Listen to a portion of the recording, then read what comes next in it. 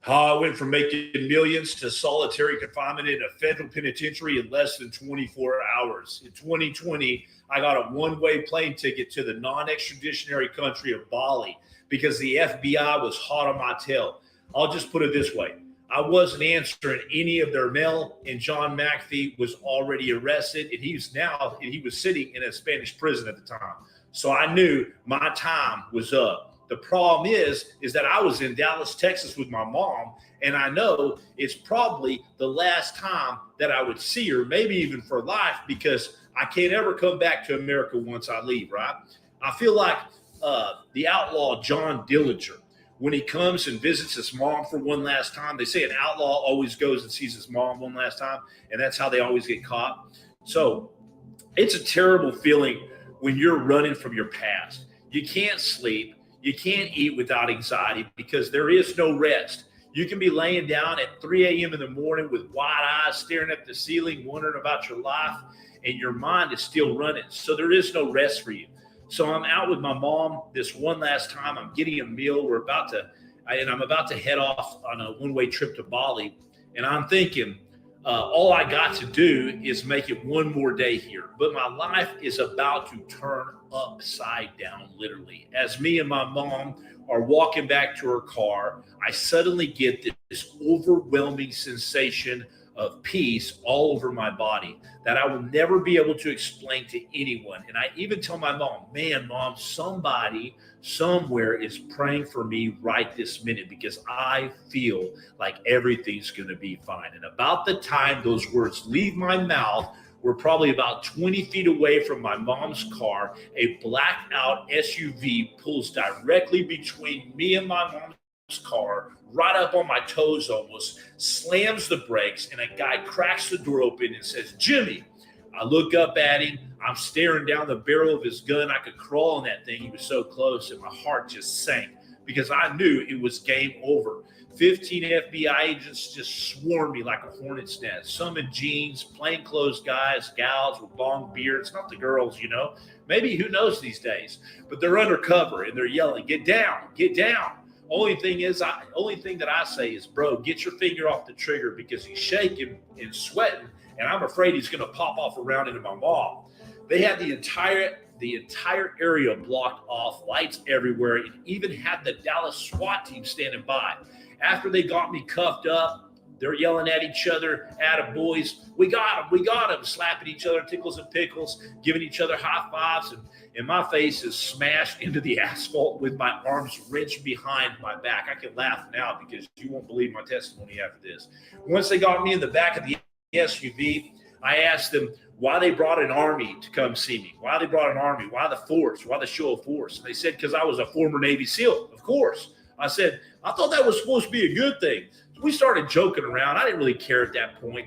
And they asked me some funny questions like, how many pull-ups can you do, bro? And I said, take these handcuffs off and I'll show you. I had worked with the FBI and the SEALs before. I had no animosity there.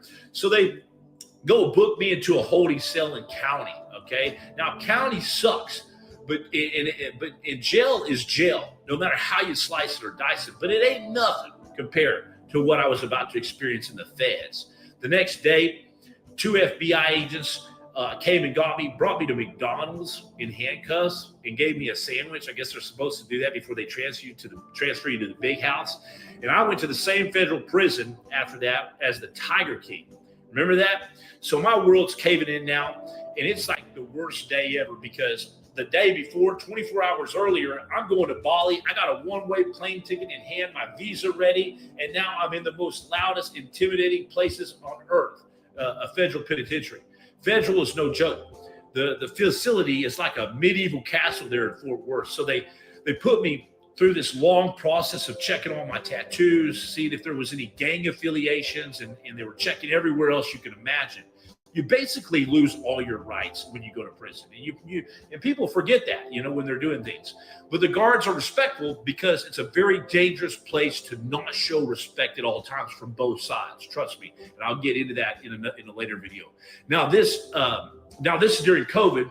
So my first 4 nights are spent in solitary confinement because they ran out of room.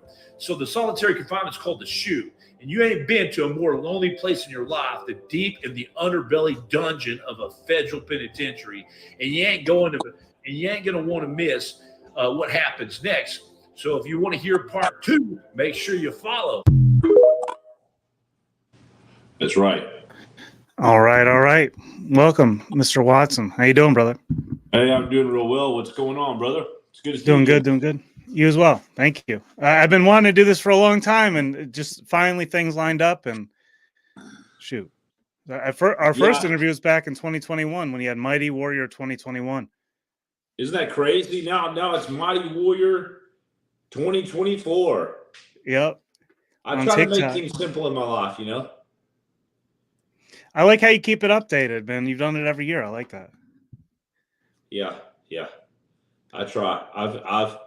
I've recently dedicated myself to 100% full throttle into this platform, the Lighthouse Mission, because I can't preach something out on the streets and then do something different, you know. And my biggest thing is people picking out a vision, because the vision is the road to their purpose in life. And I find it extremely sad when people lose their purpose. Some people don't know what their purpose is because they don't have the vision, and they need a vision. And, you know, for lack of vision, my people perish, the Bible says. And so my most heartfelt desire is for people to find their purpose, whether that's at the end of their life or sooner than later. But really, it's the journey to get there, and you got to have that road. And once you know the road to get there, and I've proven this, I've self-tested this. You know, I'm a true believer in no hypocrisy. One of my biggest pet peeves is hypocrisy. And anytime I'm a hypocrite, I have to sit back and say, man, Jimmy, you are a freaking hypocrite. I mean, you're saying this on social media, but you're doing this. And so I have to slap myself around, put myself in timeout, readjust, reorg myself for the mission.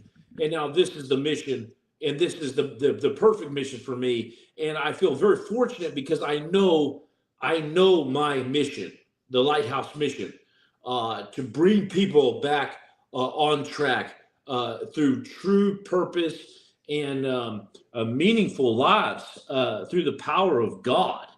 And that, my friend, gives me an incredible amount of validation and purpose in my own life. And so going for it 100% right now has simplified my life quite a bit because I know all the choices not to take. Well, you've been on that Lighthouse Mission since I first spoke with you in 2021. So, like, you've been on the same path, the same trajectory. You're cutting through, you're doing your thing, and you have a very potent testimony that people need to hear. Like, there's no denying it. Like, well, that's why I love your show, because I can come on here and testify. I really appreciate that. It's humbling. It's been a humbling process. It hasn't been without serious obstacles. You know, I think the problem with social media now, and we're really shifting now on social media to where you see a lot of people just want to see lifestyles. They don't want to hear a testimony. They don't want to spend the time because our brains are desensitized. We got that TikTok brain, that 30-second reel, that 3 seconds. That first 3 seconds, you got to catch somebody's attention, and you got to put the hook in, and then you got to be a closer and all this crazy stuff. And I'm not a salesman. But what I do know is what God can do in a hopeless man's life, and what he did in my life. If he can do it for me, my purpose now, if he can do it for me, he can do it for absolutely anybody in this world, no matter how down they are, no matter how bad they think they've done things. Dude, people who don't understand your story don't understand, like, oh, man. Like, people do need to hear. Like, I totally agree. I want to pull up this picture here because this is where we have common ground here. This is Kitty Hawk, North Carolina, I believe. That's close to Kitty Hawk. That's actually, if you look in the back of this picture, I want you to look at this. You know, I read books. This is how God works. I used to read books about Blackbeard the pirate, and how he used to evade the British man of war ships in his lighter sloop. In those waters in the back that's Ocracoke in the back, and you can actually, that's Frisco actually in North Carolina, and that's actually called a sound back there, which is actually part of my testimony in a weird way. But in the back there, that's where Blackbeard used to, because it's extremely shallow. It looks super deep, but he used Yeah, to he you can knew the walk across channels, it, yeah. and he would get away from the British man of wars, and they would actually get stuck out there. Yeah, I grew up here. This is right, or yeah, hold on. Yeah, I grew up in that area. I went to Currituck County High School. I've said this before. Buffalo Man also went to that same school. Or no, he lives in the same county, Currituck. And I remember that people used to get paid. The high schoolers there would talk about getting paid to pick up shells at Blackwater shooting range, and you tie into that as well. I do actually tie into Blackwater as well. I'm afraid that people will stop believing me on social media with the stories that I have. And I'm telling you, people don't want my life. People don't want to experience what I've experienced. But like I told you in the email, and we talked before the show, if anything else, I want to remain as vulnerable and as true as possible, so that people can see that there's hope. You absolutely do. I mean, so for those that don't know, because this is a different audience than the last time we spoke. Let's walk back through. I mean, the last time I talked to you, you were facing 7 or 8. I wrote 7 in the article, but you said 8 earlier. Charges in relation to your security detail with John McAfee. And yeah. And before that, you were on house arrest, and you had yet to face your charges. Can you tell us what happened when you went to face that alone, and give us whatever background you feel like we need? Yeah. So as it was 8 felonies, but it might as well be 50 at that point. And that's what they kind of like to do. They like to spread a bunch of felonies out there. It's a shock factor for one. And I'm out having coffee with my mom. You just know when somebody's following you. You know when somebody's after you in that situation. They had already arrested, the FBI had already taken John McAfee into custody. And me and John McAfee hadn't seen each other for a year at that point. We had parted ways. I was the CEO of his company, security guard to CEO, imagine that. And it was really a rocket ship to the top of this company. But we hadn't seen each other in a while. And I took this sabbatical to Spain. I was sailing around the world. But deep down inside, I knew something was wrong.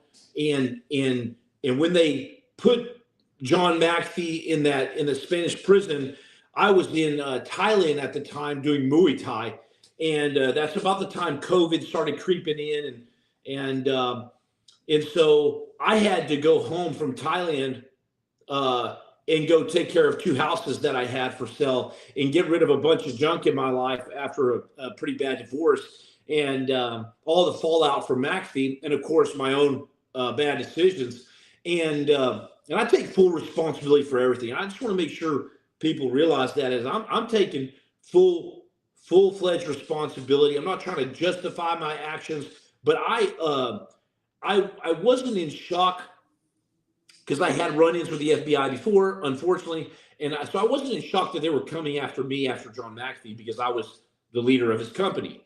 That wasn't shocking to me because that's what they do to mob bosses and stuff. But I guess what was shocking to me is being arrested in the middle of the day in full-fledged, like an army came upon me. And I think they believed that I was running, and technically I was just not answering their mail, and I was out of there, and I was going to a non-extraditionary country, Bali. Well, yeah, you said all that on your TikTok that just went viral, because I wrote an article about you, which for whatever reason is the first thing people can find about you. I figured out the system and the algorithm like that. It's supposed to be that good, man. Thank you, sir. Thank you. Oh, but I have a correction here, man. So it's still 2023. You got to update the TikTok. Is Are that you true? serious? Is that true? I don't It's, know. it Provo? should be. It should be 2024, but who knows? I got a GED, man. Come on. Hold on. Well, I I went got to a college. yeah. Okay, I got a university degree, but it never helped me either. In my Provo, it's provoke to provoke, So he likes to provoke. I don't know what he's aiming at with there. Well, this whole channel. So please continue. I want to get into something else here in a moment, but I want to give you a moment to finish what you were laying out there.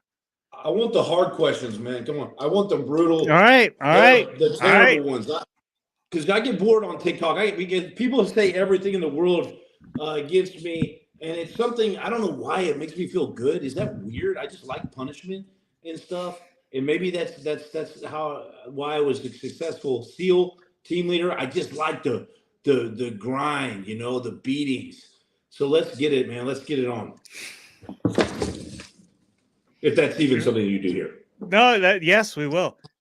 I'm going to ask you first and foremost. I don't want to assume. I've never heard you say anything about it. What's your opinion about January 6th? January 6th,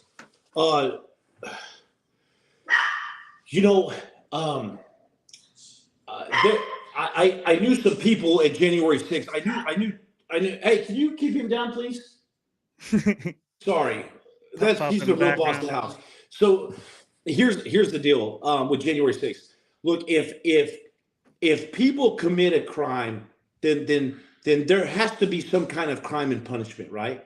But what I do know, and so I don't know exactly the details, but what I do know is there were people that were there that said there was like 1 million people there that were there peacefully.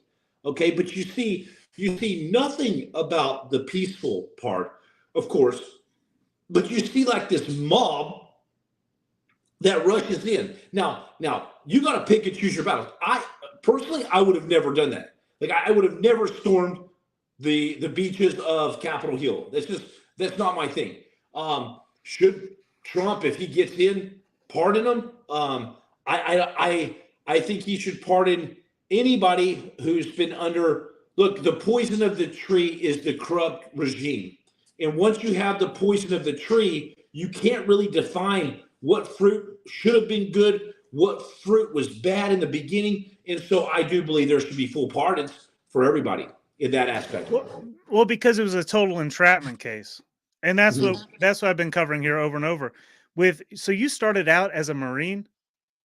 Man, I started out as a Marine and people are always like, there's no way you did Marines and SEALs and stuff. And I was like, dude, just, I see somebody in a doctor's gown come out of Walmart. I don't go and say, there's no way he's a doctor. Okay. And if I do say there's no way he's a doctor, I just have jealousy deep inside of me saying that I could never do it. And I could not do the doctor thing. So look, it was a hard road, and I don't suggest it to people because it's a very, very difficult path. I actually tell people pick a path and stay with it. But I actually jumped around because my original dream was to become a SEAL, but I was very realistic in my approach. I was failing. I dropped out of school at 14. I was a bad kid, ADHD, all this stuff.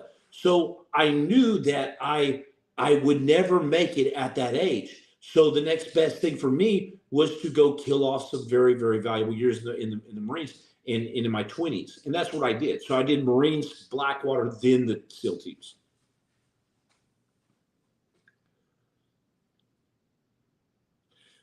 Are you there? I can't hear you. Thank you. That was me. Eric Clark's been a huge focus of this channel right now. He's going to trial January 29th. He's in DC right now or thereabouts because of January 6 charges that he's facing. He went there because, to his testimony, God told him to be there at the front line and observe everything. And he observed Ray Epps and his behavior on that day, and he has testimony for the court to hear about that. But that's coming up. And I find it fascinating that there's so much Marine in the main stage. Like Ray Epps Eric Clark, and now you. Because you're known as a SEAL. I mean, that kind of overshadows the Marine aspect of your career, but that's a huge starting point. Yeah, I think the Marines really helped me define who I was. They say once a Marine, always a Marine, and I'll tell you, there's about 4 Marines that go to the SEAL training a year, and about 2 of them will make it through. And so I was very fortunate, standing on shoulders of giants. And man, my hat goes off to veterans out there and soldiers and active duty and everything else, because we're dealing with a very difficult time in our government, in our life right now. A lot of people, they say PTSD is rarely found coming from the core problem of being in combat. The PTSD is actually a longing for combat, a longing to be part of a brotherhood, a sisterhood, what have you. But now they're not part of that. And so there's a longing and a missing. And so no wonder you have a lot of warriors show up to the Capitol. No wonder you have these groups and stuff starting up, because they want to be part of a tribe. They want to be part of something greater. And they want to stand up for our nation at such a time as this, like Patrick Henry said. Thank you. Yes, I agree absolutely. But then the problem becomes that we have literal, like, Azov battalion Ukrainian infiltration in our government. They were there on the January 6th day. They helped orchestrate the event, doing whatever coverage they're doing. And we know how much the Biden administration is giving to them and all this. And I'm not dividing about the president. I mean, this is all a giant play. I mean, at this point, Trump and Biden they're playing a chess game with each other on a stage that I'm not involved with as much as I can be. But unfortunately, we have to face the consequences. What do you think about Ukraine and its influence in American politics right now?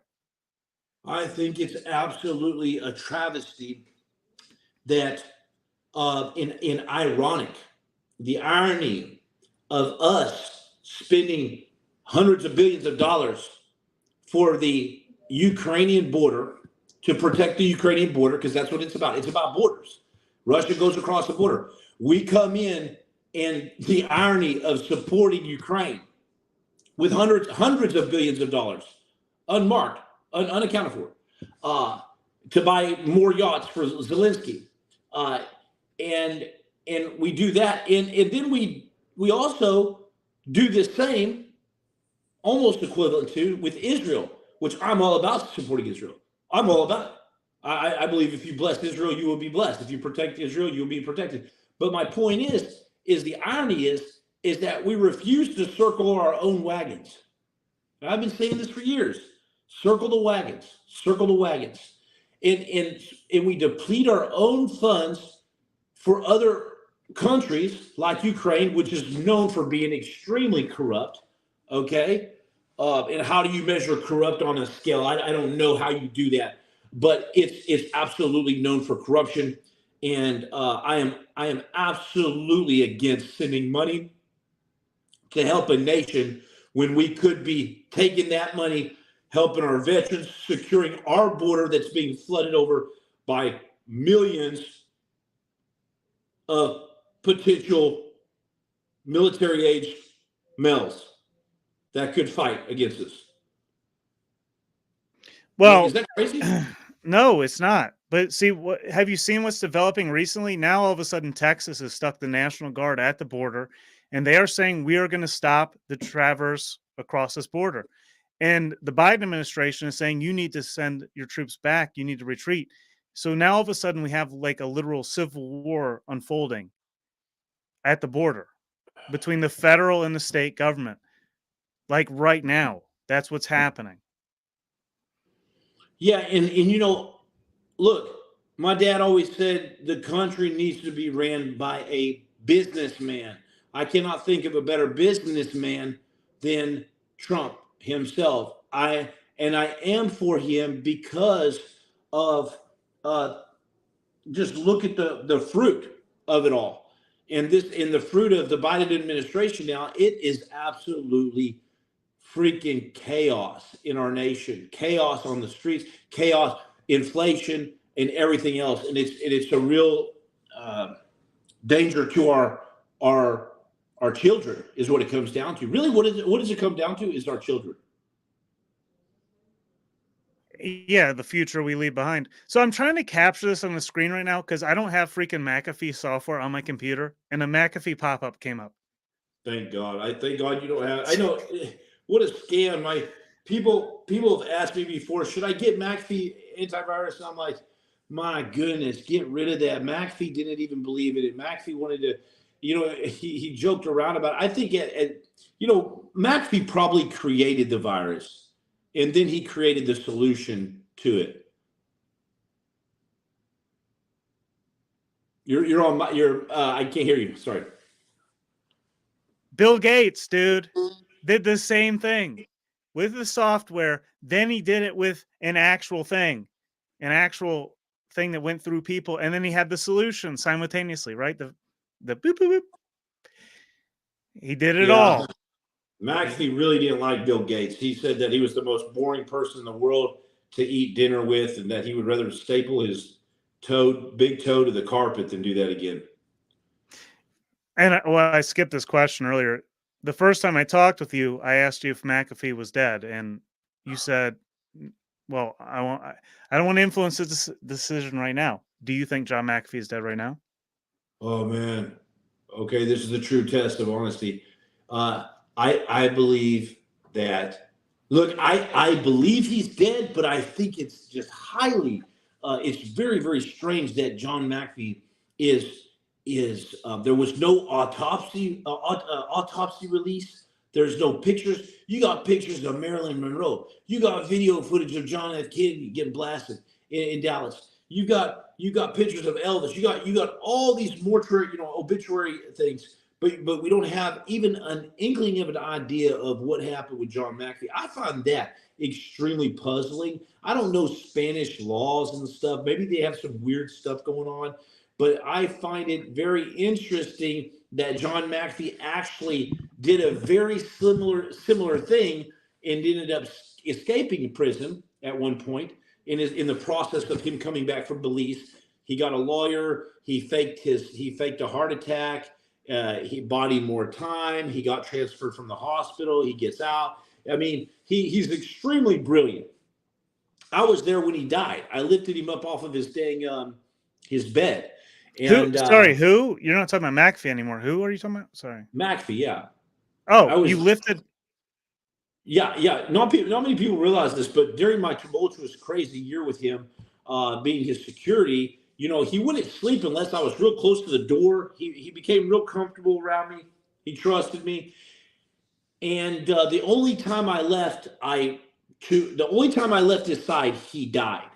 He pretty much technically died. He was on total life support, medevac, the whole deal. But I took Janice to the airport there in Virginia, right from that office that you saw on the thing.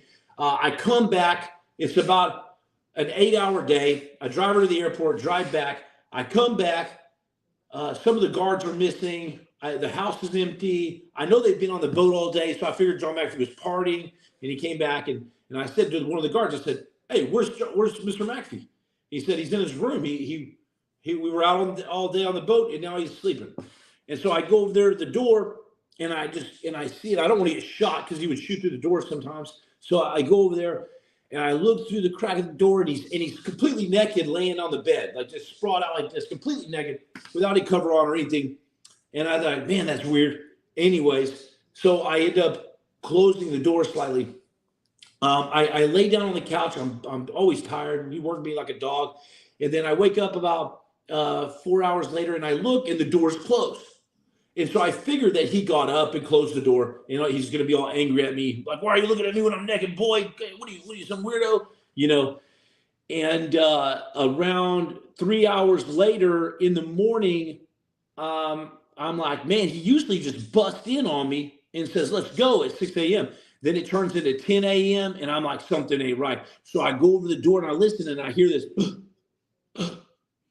like that, gasping, like somebody's drowning, a drowning victim in the seals. I've seen it before. And I open up the door and I see him. He's black and blue. I run over there. Man, I ain't ever freaked out so big in my life. I never freaked out in combat. Always was super calm. But for some reason, I just freaked out. He was black and blue. I knew he was dead. He was like a father to me. I ran over there, picked him up. There was urine stuff. Don't mean to get dirty here, but it was just bad. And I knew he was I knew he was dead. Like I knew he had severe brain damage. And so super heavy when you have to deadlift somebody off a sunken in their bed like that. I did some CPR, called 911, got the guys all spun up. He got medevac, went to the hospital, and he was on life support for 3 days. I held his hand, and they pretty much all gave up on John McAfee. Was that the Nightingale? What was it? Did he fly out on the Nightingale? Some kind of medevac helicopter. I forget the name of that one. It was the same one for that whole area. It would, something crazy. It would take you to Virginia. It would take you to Hampton Roads, somewhere in there. And this crusty old guy, man, wakes up after 3 days on life support with a tube down his throat, and they've got his hands tied to the bed like this, about the yay much string like this, in case he does wake up or try to rip his cord off, his intubator out. And this guy, he woke up. And he's like doing something. And finally, I get him a little crayon and a piece of paper. And he scribbles down, "I'm going to kill you," or something like that. And I said, well, man, do I really want him to live through this? And so I understand he's pissed off, because you can imagine how vulnerable he is. I mean, he's the guy that came up with bugs coming in your computer. He's always real paranoid about things invading your house and your life. But he actually came to. They untied his hands. And he told the doctors that he wrote down on a piece of paper, he demanded that if they didn't take that intubator off of it, that he was going to steamroll the whole hospital, burn it down to the ground. And they believed him. And so and against all medical advice, they took that dang tube out of his throat, but they said his lungs will probably collapse and it killed him, but he lived. He's tough. How long after that did he kill himself? Maybe probably a year and a half later. He was in a Spanish prison. So that was 2019. So yeah, he got completely better. That was early 2019, late 2018, early 2019. I left McAfee's in 2019. He's put in a Spanish prison. I'm on house arrest, facing 15 years in prison with him. Same charges except for tax evasion. And they said, man, it's a 1 in 1,000 chance you're going to prison along with him. And so it was an extremely devastating time, and a lot of things happened. And but God saved me from all that. Case was totally dismissed. McAfee ends up, they find him in his jail cell. I don't think he killed himself. So he's either not dead or somebody killed him, which would be very easy to do in prison that way, having been there now. Well, that ties into the next question here. What do you think about Epstein? Epstein was killed. He was killed. Oh yeah. When I went into I was in the same federal penitentiary that the Tiger was in, with the Tiger King. And when I went there, man, got out of solitary confinement, and went up to general population, man, when I walked in there, they sent me straight to my little cell, closed the door, and there's 2 guys in there, 3 guys in a cell like this, little bitty tiny cell. I couldn't believe the living conditions were terrible. And hear all this yelling outside. Doors are locked. It's locked 23 hours a day. And they said, "What are you in here for?" And I said, "Man, some stuff related to McAfee, this stuff, crypto stuff." And they said, "Dang, man." They said, "You a snitch or a child molester?" And I said, "Heck no." And I had just seen movies and stuff before this, so I was trying to be hard. I was like, "Heck no, man. What are you talking about?" And I said, "Man, why'd you ask me that?" And they said, "Well, they're going to find out. They're going to read all your paperwork." And I said, "Well, what happens if you're a child molester or a snitch? Like, why'd you ask me?" And they said, "Well, when these doors open and they find out who you are and you go to the yard, you're going to get stabbed up." And I just, man, the way he looked at me and said that, I just knew right then and there that, man, when you hear about somebody getting killed like Epstein, it's 100% like somebody did it. Like he didn't hang himself. Like it happens all the time. If you're a child molester, I mean, they're having to do a whole nother prison just for child molesters because it's so dang bad in the feds. You're going to get stabbed up. It's not even an option. You're like the first time you walk out in the yard, if you got a rap sheet like that, you're going to be flight life. And you were in solitary for a moment. Do you know how long? Yeah. I was just in there for 4 days. I got out of solitary and I was in a holding cell before I went to Gen Pop, getting transferred. And there was a guy next to me, man, that said, "Man, were you just in the shoe?" And I said, "Yeah." He said, "How long?" I said, 4. He said, 4 months? I said, "No, man." I said, 4 days.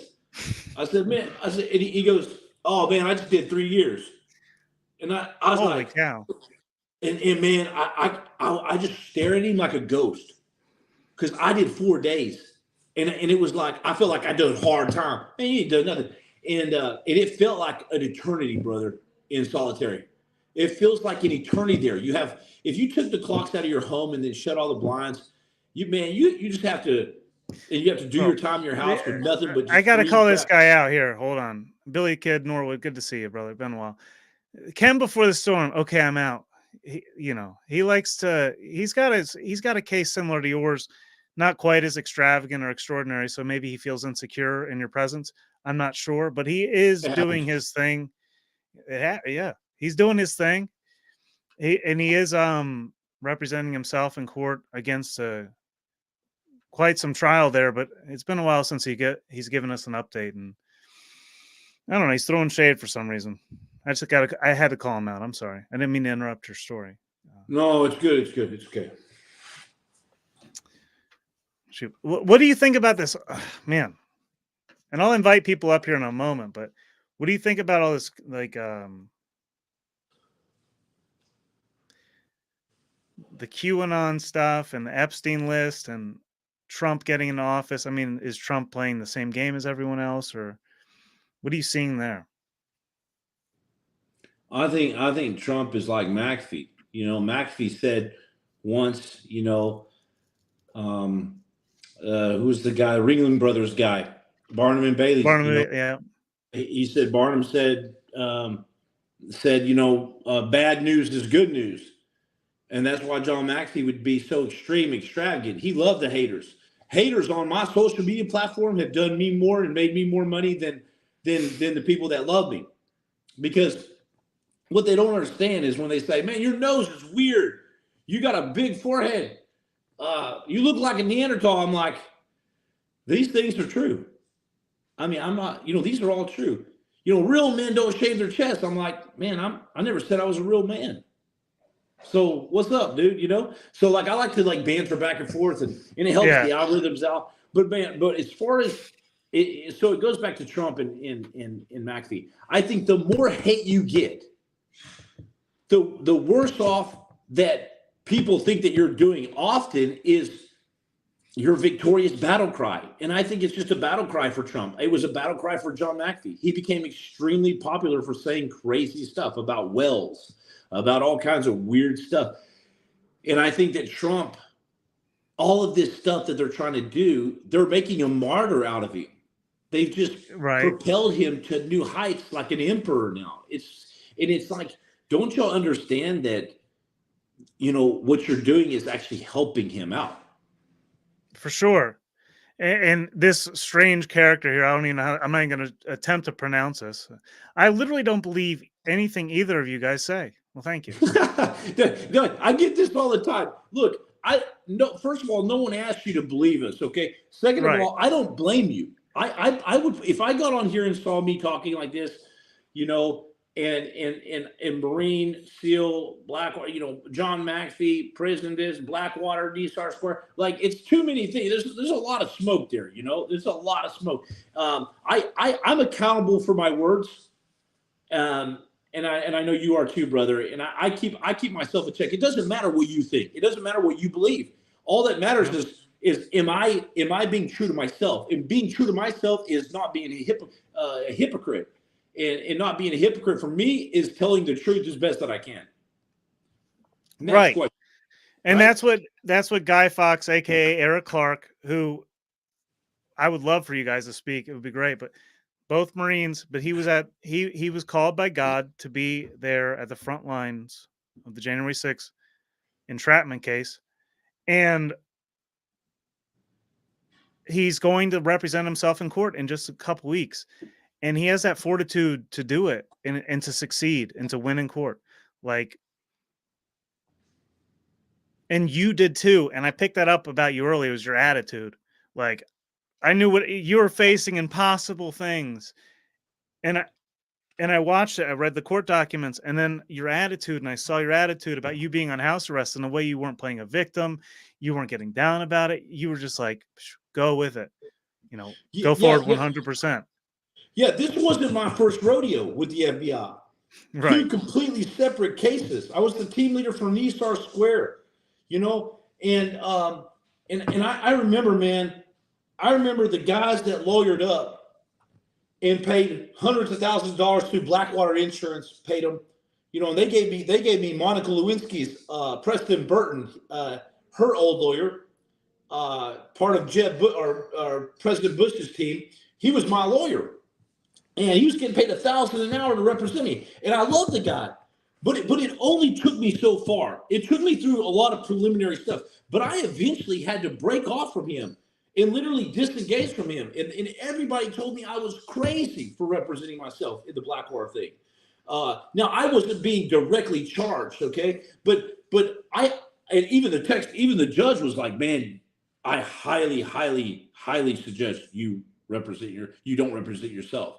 And he tried to make me but by then, after 15 years of battles, after 15 years in testifying is equal amount of times in a federal court, grand juries, everything you could possibly imagine, fighting the Navy after they found out with the Blackwater thing, trying to come after me and all this stuff, and then staying in, and the whole purpose of that whole case against me was to disqualify and discredit my testimony in the Blackwater trial so that I would not walk in there in my Navy SEAL uniform again, because it was extremely discrediting to them. But my truth remained uncompatible with their truth.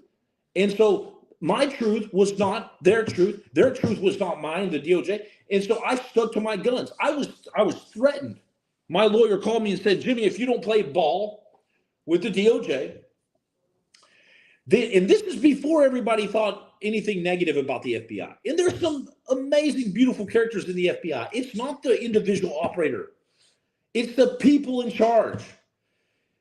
And they're being influenced in highly negative ways because they got to feed their little babies at home. So they're never going to say no to anything. And so I had to represent myself pro se in many, many different ways. And that's exactly what they did. They came after my SEAL credibility. They came after, the FBI sent a memo to my commander, to the commander of the SEAL base with all kinds of lies in it. The SEAL commander bought it. The lies were basically that I committed perjury. If I committed perjury, charge me with perjury. They could not do that. They couldn't give me 5 years for that. So they couldn't charge me with perjury. So what they do is they send a memo full of lies to the commander. The commander calls me and gives me 10 days to leave the Navy. You gonna tell me that I went through all of that? I went through hell and back to become a SEAL because I had nothing to begin with. I was unathletic. I had no intellectual ability at the time. I wasn't picking up what the other kids said.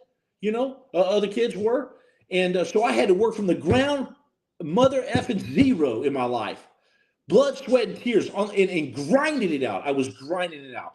But I had the heart of a lion or a honey badger. If a honey badger can kick a lion's butt, then I had the honey badger's heart. So beware. And so I had to grind it out for years to become a SEAL.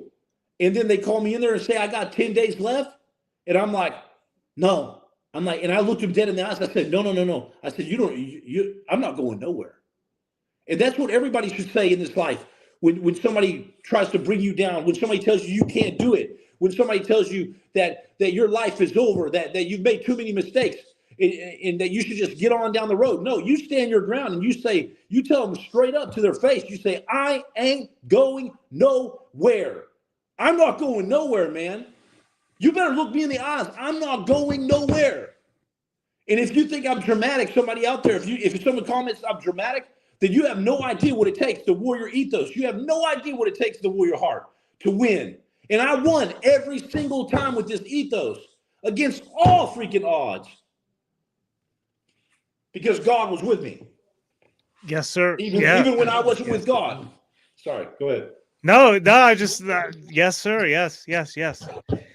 And I'm so honored that you take the time to speak with me. Like, I know you're busy. I know you're getting like tons of things going on, but thank you for the warrior spirit and just constantly bringing that, because the people need that more than ever right now. I mean, we're literally facing the precipice of civil war out here, and we need to really recognize our true potential as well as the situation we're surrounded by to overcome the situation we're dealing with. That's It's right. intense. I'm kind of sorry I got a little tense there, man, but people need to, but people need to do it in the right way. There's a right way to do things. That's listening. When to go to battle, when not to go to battle. And then there's a wrong way. There's an extremely violent, aggressive, stupid way to go about it. And that always gets you killed, hurt. It hurts others, gets you in jail for a lifetime. And that's not the way to go. There's a different way. And it's not a weak way either, you know? And Billy, the kid Norwood, I haven't spoken with you in forever, and I said I would open up the panel. It would be, he's a former airborne infantry army. He's, I've spoken with him. It's been a few months, almost a year since I've spoken with him, but you're welcome up here in a moment if you want. I mean, if you're welcome, if you're okay with speaking with other people as well. Yeah. Welcome, my friend. Welcome, Billy. Welcome, everybody. Thank you for your service. Thank you very much. Billy, if you want to jump up here, you get the first invite. And Eric, if you're listening, bro, come up here, please. Man,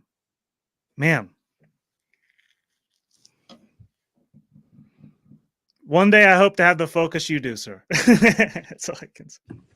Well, it comes with a lot of drawbacks, you know. It can keep you up at night, you know, and I feel the pain that other people feel. I don't know what you call empathy, whatever, but ever since Jesus literally met me, another unbelievable part of the story, which is the main part of my story now. But ever since that happened, man, I get more emotional because my heart is open to people and I feel people's pain. Even when people like come at me real wrong that they would never do in my face, but they come at me on social media and they say hard stuff. I try to treat them with love, man, because I know, I know, brother, and I'm not trying to patronize you, but I know you've been hurt in your life, probably by your father, who knows? And I'm not patronizing you. I just know. I know how it is. I know where that pain and anger is coming from.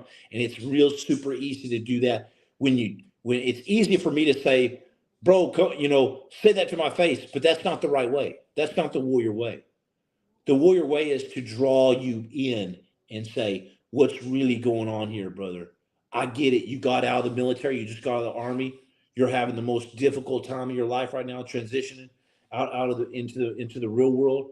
I've been there. I know what it's like to walk up the stairs of your VA house that you just bought, but now you spent 20 years in the military banging up your knees and your body, and now you hear your knees cranking together and you hear your bones cracking. And you feel like your life is like spent for nothing. And you see your country going downhill. You see the Afghanistan pull back. You see the borders open. You see our whole country being squandered and pissed away, and it's extremely mentally damaging for a guy or gal that's put their whole life in this country.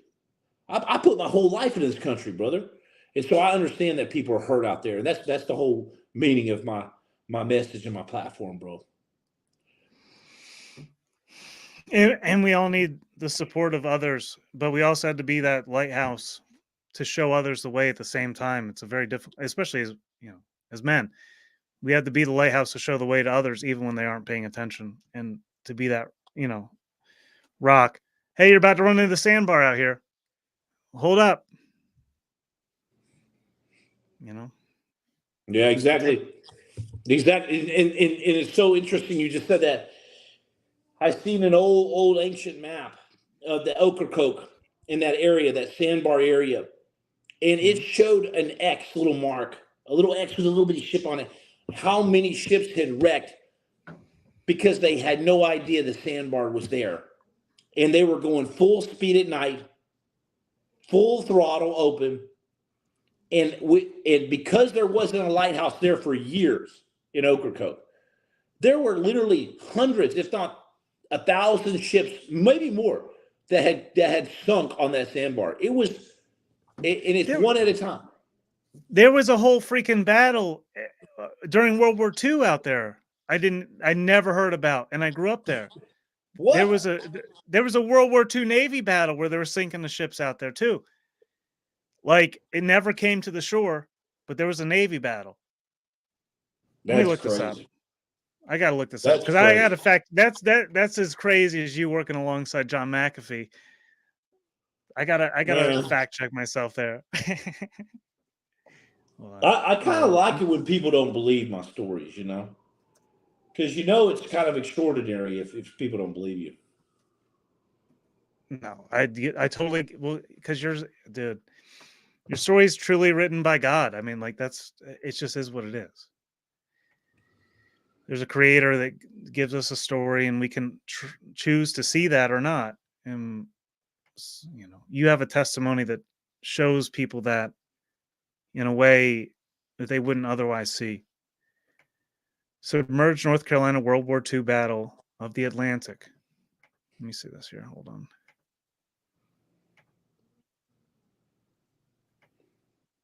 When the war came to America. So yeah, ships were sank out there. What the heck? Yeah. In 1942, German U-boats stalked merchant and Allied vessels off the U.S. East Coast. In the first 6 months of 1942, over 80 ships sank off of the North Carolina coast alone, with over 1,200 casualties. By the war's end, 90 ships. I know. I was shocked when I looked this up too. I never heard of that.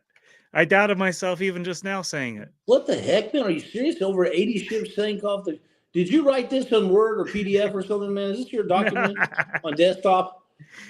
No, absolutely not, man. This is crazy, man. Archaeology. Here, let me see. That is... Wow. I'll put the link. That water just begs for war. You know what I mean? I don't know what it is about that sound out there.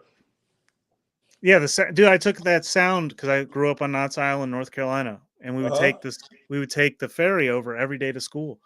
I would have to cross that sound in the high school and middle and high school.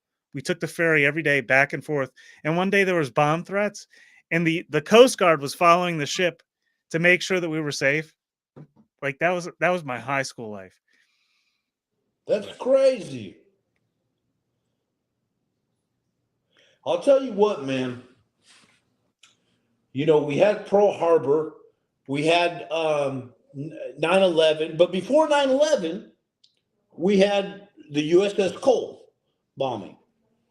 And I did a viral video about this. The USS Cole was bombed. I'm about to say I was there, and I really was, but I don't even want to do this on your show.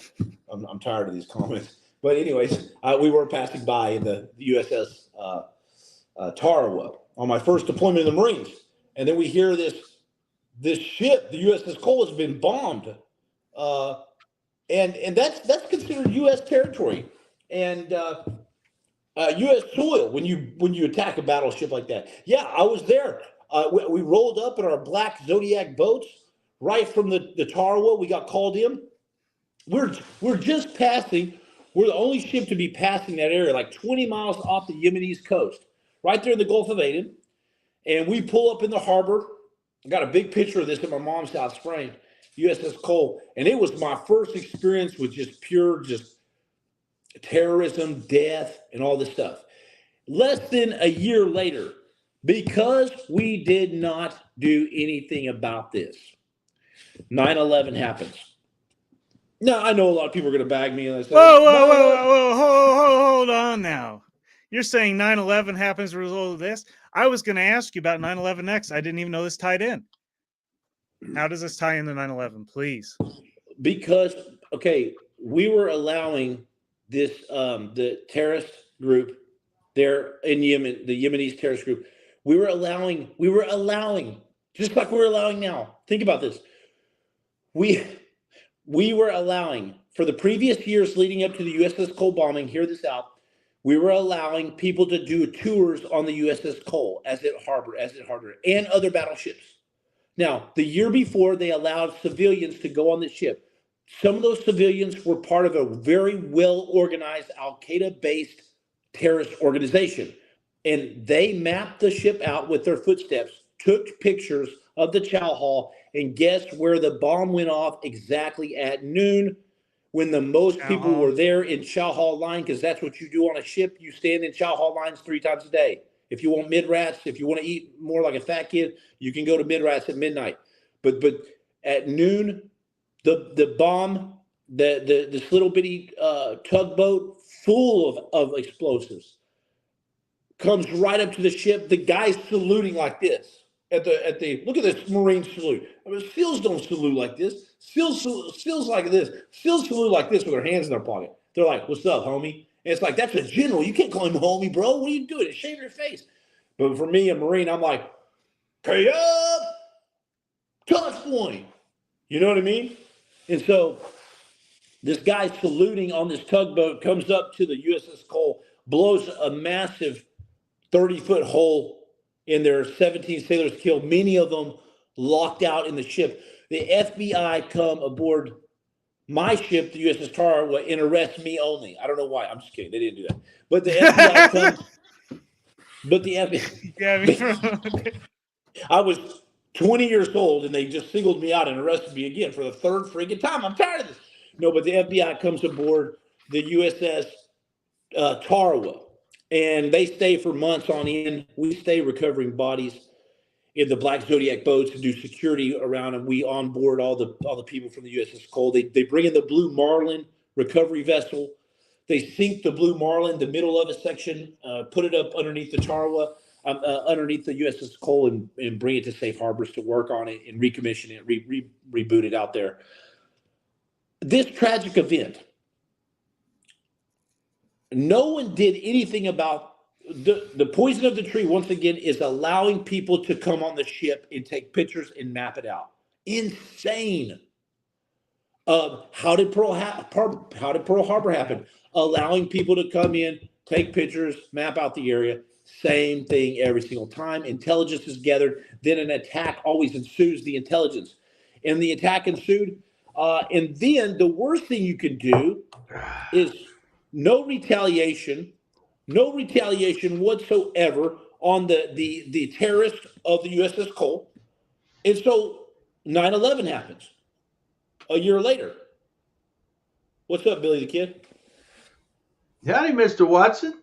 I've never heard of you before until tonight. Now, I did a little research there, and you had graduated the class of 283 of the Buds Navy SEAL School. Now, let me ask you a question. What year was that? I started in 282. I want to ask you, when did you go to the SEALs first? I never went to the SEALs. I was in the Army. I'm going to be really honest with you. I was in the Texas Army National Guard. I was in, I would say, the most elite unit in the Guard. In Texas, I was in the one of 2 airborne units in the Texas Army National Guard.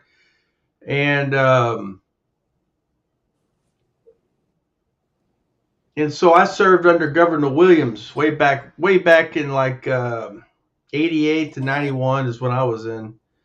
First Gulf War. We were on call. We were on call to go to the first Gulf War.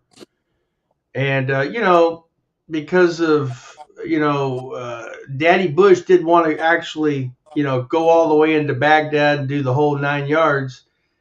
They didn't need us. They didn't need us, so we never had to go, but we were definitely on call to go.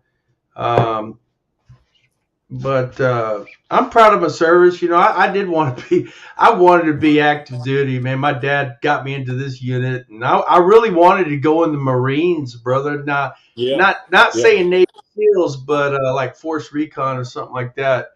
Yeah. But I was fortunate. I got to go and be an infantryman and go to airborne school and all that. That was pretty cool. Right on, man. Well, to answer your question, 2008 is when I went in. I did Marine Corps 1999.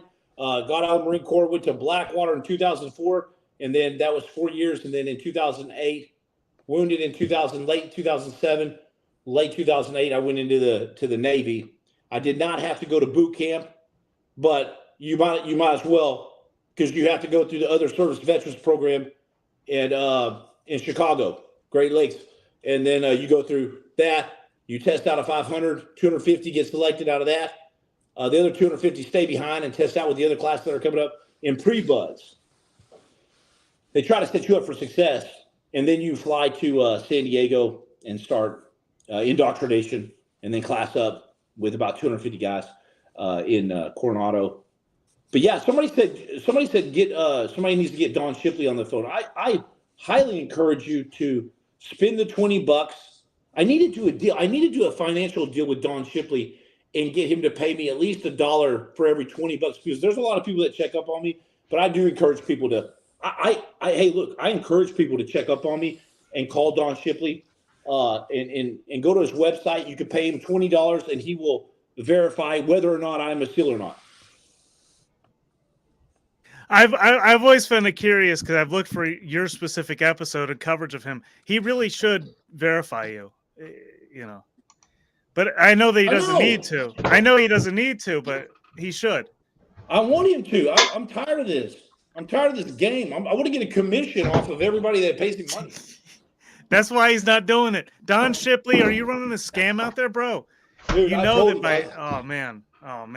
He knows it. Like, we're getting here. He would be so. I actually got his cell phone number out. He would be so mad if I handed that out. Like, hey, Don Shipley, I gave your cell phone number out, brother, just to everybody who wants to verify me. I love that guy. He's cool.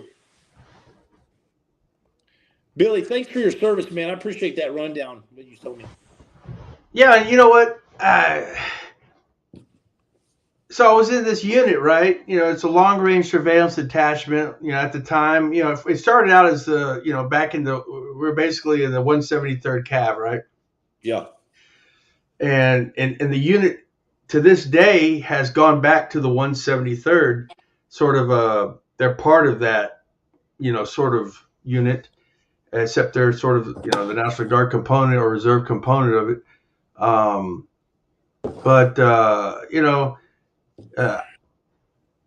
So when I first joined, it was that, and then we moved over to the we were the first of the we were the first of the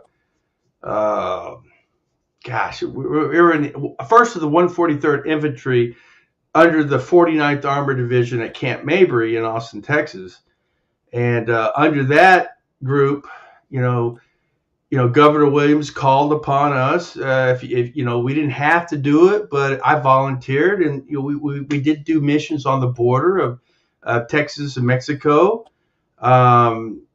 Me particularly, I went on 2 different missions. One was 2 weeks, one was 4 weeks, and I actually served time in the field. Carrying 240 rounds of ammunition, operating a 4-man team. 3 of us and 1 border patrol agent, and we actually did what we were trained to do, which was hide out during the daytime in the bushes, and then at night we would move our way down stealthily and observe the border, observe the river, and we would observe and report, and our job was absolutely not to be detected, of course, and to call on, using SATCOM to call on people that could interdict anything we came across. So, that was my experience in the military. I mean, it's definitely not probably as flashy as yours, but hey man, I did what I did, and I'm proud of it. And I'm super proud of you. That's awesome, man. It sounds like a real reconnaissance mission right there. it really was. I mean, we trained. They flew us in Blackhawk, to the training area, and we trained for like 3 days. Exactly how we were going to insert into this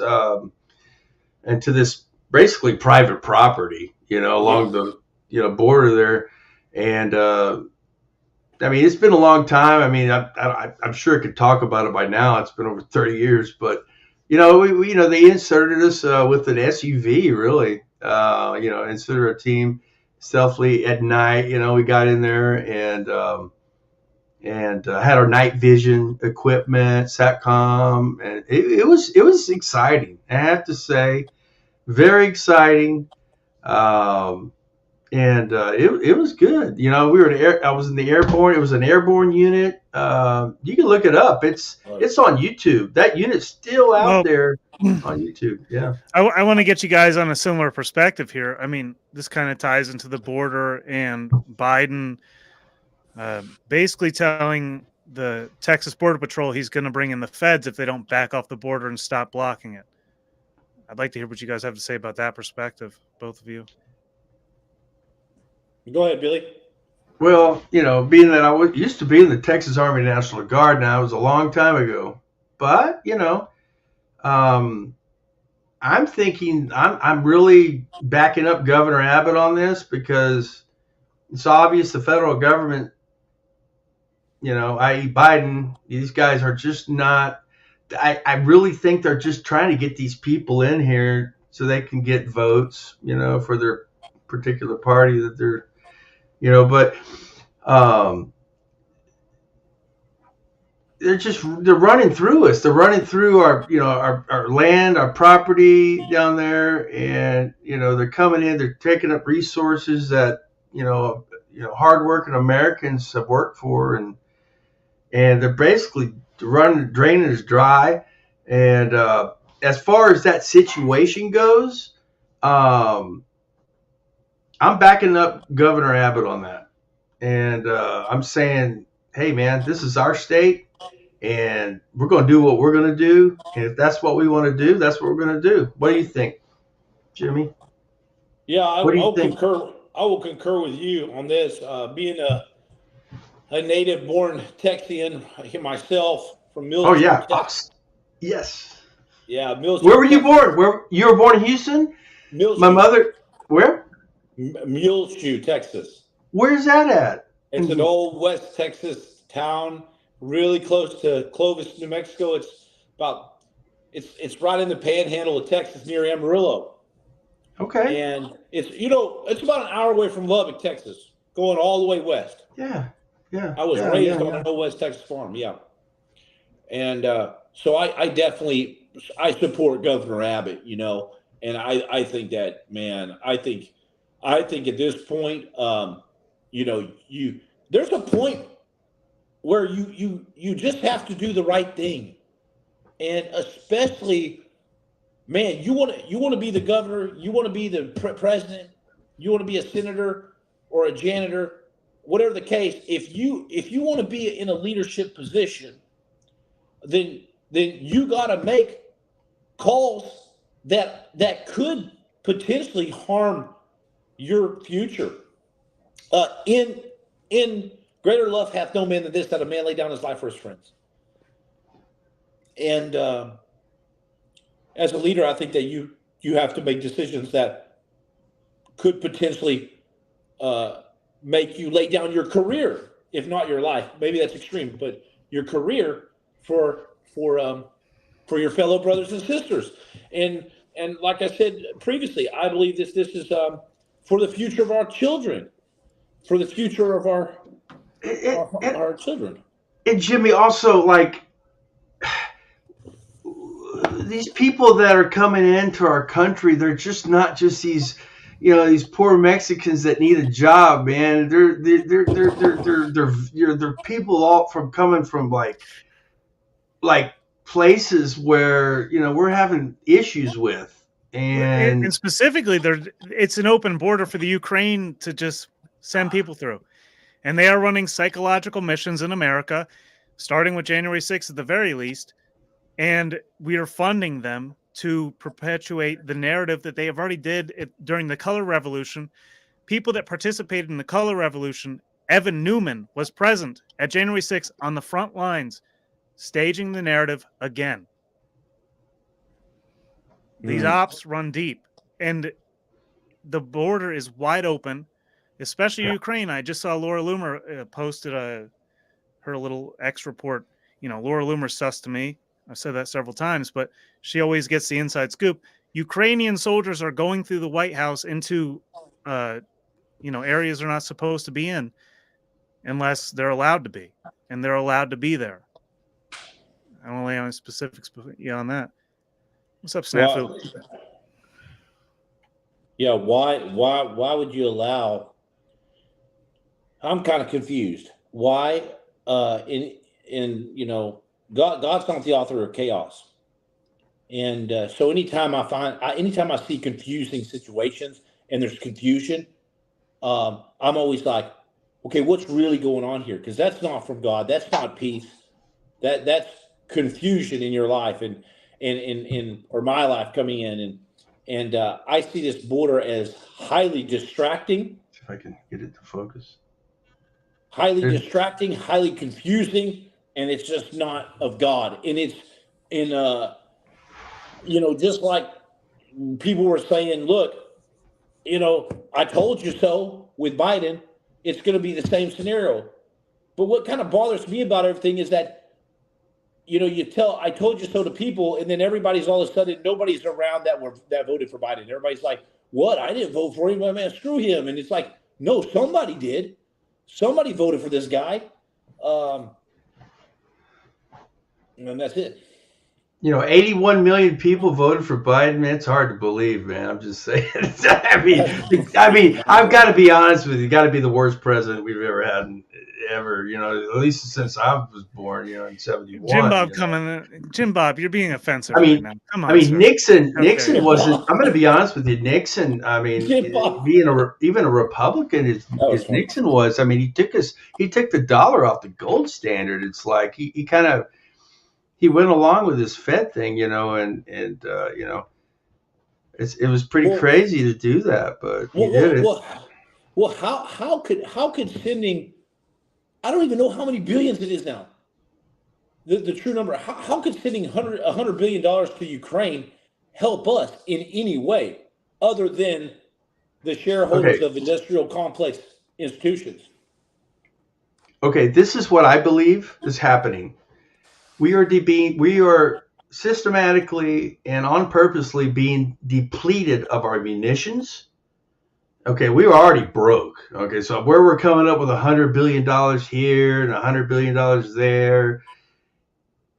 Look, even the food supply is being restricted. Even the food supply. All of our enemies are buying the farms.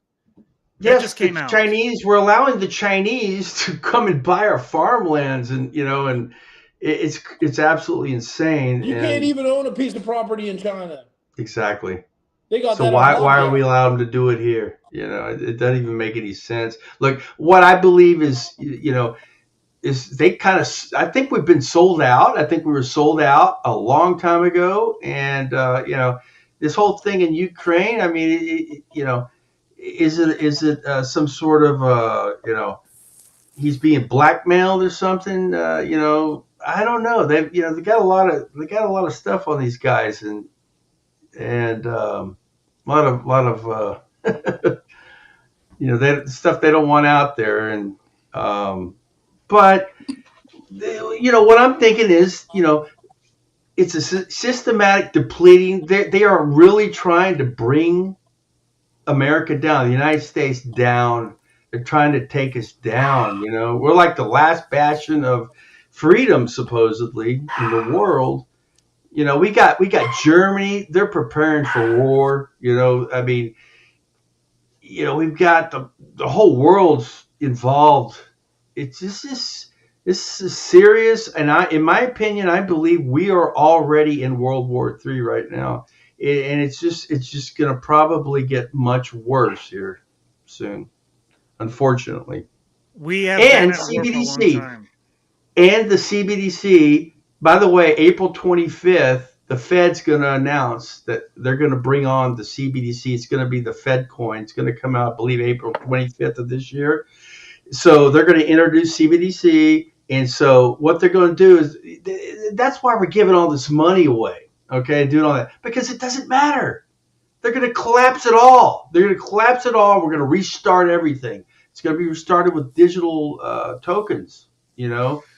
And then Dude, it's called blockchain. It's called blockchain. Oh, but speaking of block, thank you, sir.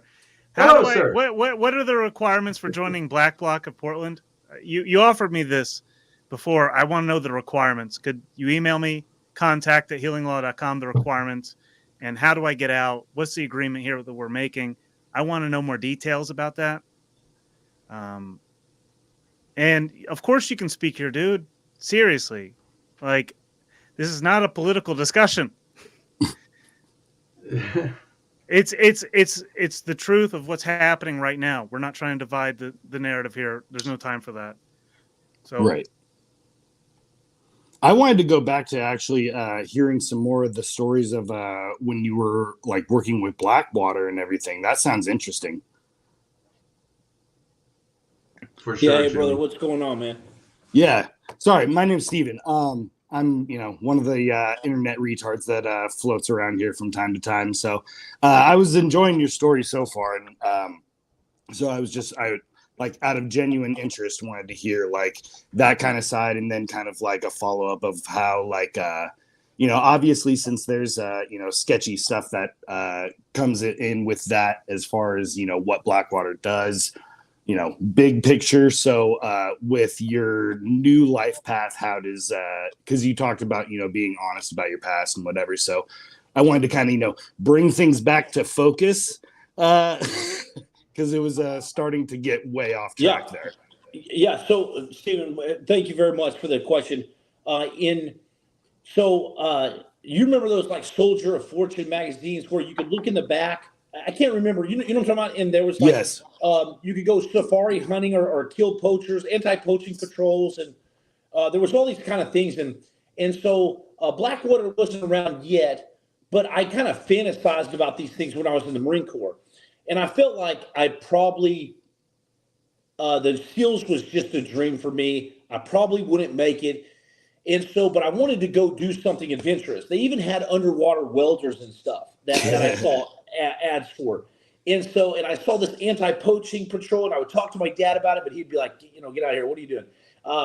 So I go take the SEAL test, the ASVAB, and you need a 50 on the ASVAB, which may not seem like much for some people, but for this guy, and so I make a 49. No, I'm sorry, I make a 48. This old lady's grading it with a pencil. That's how long ago it was. And this is right out of the Marine Corps. I'm going all out for the SEALs. My pea brain's burning up here trying to gather knowledge. I make a 48 on the SVAB. She grades it twice with red ink. Man, she gives me a 48, but there's 1 point waiverable to a 49. She doesn't give me the 50. And I'm like, lady, I'm probably going to go into robbing banks if you don't give me a 50. Can you please give me a 50? Because I want to do something exciting, like the movie Heat or something. And she's like, I'm sorry, I can't. So I'm super down. I get up. I'm going to walk outside, and there's a Green Beret standing at the door. I mean, they look sharp in their uniforms. And he had his spray on. He was a recruiter. And he grabbed me and he said, hey, maybe this ain't your day, but maybe tomorrow will be. And I said, man, I almost bust out crying there because I was so frustrated. Right. And because I knew I was going to have to wait another couple of years. And he says, hey, he goes, I don't know if you've heard about this company called Blackwater that just started up. This is in 2004. Crazy. Okay. And so it's right when the guys, I went, so I put this resume in. I doctored my resume up, man. I fluffed it up, bro, like a ninja warrior. It looked so stupid because like I was carrying a Kentucky rifle. I was 0311 in the Marines, man. And I tried to make it sound like I was in Force Recon. I didn't say Force Recon, but I was in First Mar Div of the last Mohicans, and they're like, what the heck? And but they needed to fill contracts up, and so I get invited to Moyock, North Carolina, and at their Blackwater compound. I mean, Eric Prince is walking around. This is the early days. I was in class 15. My instructors were the Karzai detail. President Karzai. And so my instructors were actually like real badasses, not like me. And so they come in and they look at all these resumes and they're like, hey, check it out. We know y'all didn't do half the shit on there that you're saying. So the difference in the three processes in tryouts that I've been through is, this wasn't a selection. It wasn't a buzz. It was a vetting process. It's a vetting course, meaning you better know you better know everything. You better know exactly and understand exactly what you put on your resume, because we're going to just throw you an AK-47. Right, because it's a corporation. Like it's totally different than the government. They can basically operate on a hiring process versus they can have somebody that is willing to, like, it would probably work to your benefit that you did flub the stuff, even though they caught you. Because it shows like a certain type of mindset. Yeah, man, and so basically they got you there. And then they tested you, just like you said. It's all about filling the contract. And so the more fluffy stuff, the better. But then when you get there, that's when they were being extremely hardcore strict. I made it through the class 3 weeks long. A lot of guys got dropped. I barely passed some of the stuff, man. I'm like sweating all the time, shooting 203s from my hip, and it's hitting the house, and I'm trying to make it through a window. They had some really, really difficult, some of the hardest shooting qualifications I've ever done in my life were at Blackwater. It was just unrealistic. You had to shoot all these tombstones like this big with a machine gun, and I was like, when I got to the instructor, he was counting the holes in the tombstones, and he's like, "You're missing one." And I'm like, literally, like, I take my pin and I punch a hole through the freaking tombstone and give it to him. And he's like, "That's hilarious." All right. And so I flew straight to I flew straight into Baghdad, Iraq, man. And it was a full-blown war. And I was there for 4 years, almost straight, 9 months on, 1 month off, until I got direct hit by a grenade, which is absolutely plausible considering I was there for so long. And I'm just very fortunate I lived through it. But man, I tell me more about that story. Like, how were you like laid up in the hospital for a while? Did you end up losing a limb or anything? No, I didn't end up losing a limb, but I took some serious shrapnel, some in my head, and then it was some ball bearings in my calf muscle. And so I went to the Baghdad hospital there in the green zone. So what kind of was it? Like, it wasn't an American style grenade, because that would have been toast. But because I don't know if you saw, but recently in the news, I forget where it was. There was this Chicom grenade, Chinese Chicom. Yeah. So okay, because what I was gonna say is I recently saw a video of some guy that walked in like another nation. I think it was like in Ukraine or something, and he walked in and he just dropped in 3 grenades in there into this basically like congressional meeting. But the only person that died was him. So it was like, how is this even possible with just, with 3 grenades? But it's like, some of them are pretty shit. So that's grenades are kind of highly ineffective, except for the M70. What is the M79 that we have? Right. Yeah, because it's the way that it's built. It splinters. Well, and it's what I want to say here is, listen, for a moment. Jimmy Watson here has an incredible story, and I spoke with him 3 years ago when I was in Elizabeth City, North Carolina, which is near Blackwater. It's in Pasquotank County, not Currituck, where I went to high school and all that. So this story isn't written by us. It's not written by men behind the scenes. This story right now is written by God. And that's all I can explain with what happens in my life ever. And Snafu is going to come on. You get a moment, sir. Please be reasonable. Snafu is oppressor. He is oppressor. He will press somebody here. I don't know what he's going to do. I'm going to give him 1 minute. And by the way, truth or cop, man, I really, really appreciate such a great article that you did on my story.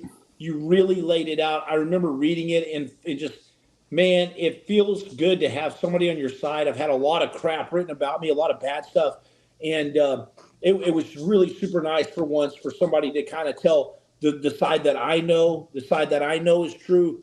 So it was, man, so that's why I came back on your show, bro, honestly. Thank you. Well, dude, I remember like before I wrote that, we did the interview. Then I wrote that, I believe. And then you contacted me separately, not even knowing that was me that wrote the article. And you complimented me on the article. Like, oh, yeah. Well, I tell you what, man, it really was touching, man. And it was really well done. That one I gave to my parents. The other ones I throw away because there's been some crap, man. I'll tell you. But it's been a fun road. You know, to answer your question about Blackwater, I have some of the best memories of my life were in Blackwater. Some of the scariest things I ever did was with Blackwater, not in the SEALs. Yeah, the SEALs dangerous as hell, but some of my most memorable, wonderful times were that, a camaraderie and everything, and it was great. Let me ask you a question, if I may, Mr. Jimmy, Mr. CEO, Blackwater. Do you know what Pogo is? No, do you know what Pogo is? No one say a word. What is Pogo? On. Snafu, you got to let him respond. Snafu, why don't you show your face? And what am I talking to? Don't worry about my face. I'm asking you, what is Pogo, Mr. Blackrock? What does Pogo mean? Because I left some interesting optics of what touch point means. Touch point in your backstage, business CEO optics. Just curious, but I wanted to know, what is Pogo? You worked at BlackRock, you're military. What is Pogo? How many beers have you had, brother? No, see, deflection, Mr. Military BlackRock. We want to talk about all this shit, you know? Hey, look at your backstage of what touch point actually means. I left some optics, and I wanted to know what your touch point optics were. Bro, I think you mean Blackwater. I need to correct you on some of your. No. You don't even know what Pogo is. So your Blackwater story sounds like a bunch of bullshit. It's kind of. Well, it's certainly Snafu. It's not bullshit. I know. I know, but I'm just saying, is he still entityed, so to speak? You know, you get my drift. Again, you don't know what Pogo is. Are you sure you don't, Mr. Blackwater? Yeah, okay, so you finally got it right. Thank you. Blackwater. You said Blackwater. Okay, touch point. Let's listen to the first part of this. What does touch point mean? Touch point in general. Optics are high. You finally said Blackwater. Thank you very much, okay? I know exactly what kind of people you are. Hey, Truth the Crop, you were muted if you were saying something. Yes, thank you. Sorry. Snafu, like you. Take a back seat. I will get to this, but he has to respond first. Touch point, my friend, my little son, is your go-to. What your hand goes to. So in the SEALs, we say touch point. And so your first two fingers like this, your index and this finger right here, it's your first. It's exactly where your fingers have to go every single time. I'm not asking you some guru shit. I'm asking you what Pogo is.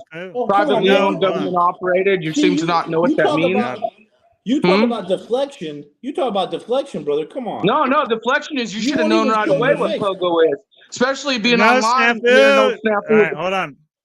Snafu, I'm removing him. If you show your face, little Pogo friend, I will give you an answer. I'll tell you what Pogo means if you show your face next time. Show your face, Snafu. But hold on, we're going to get to this video for a moment. And Snafu, show your face. I know we will. Bring it up. I love this. I appreciate that you allowed space for this because you let me know you liked it. But Snafu can take it too far. I love it. I love this stuff, man. I used to do it a lot more on my own lives on social media. I've heard it all, man. It's pretty fun. I always feel kind of sorry for him, but other than that, it's pretty fun. Why do you feel sorry for me when military boys like you are still probably entityed up, are fucking trying to lie to the public and act like you don't know shit, Mister? I don't know what a Pogo is, but I'm going to tell you all about BlackRock.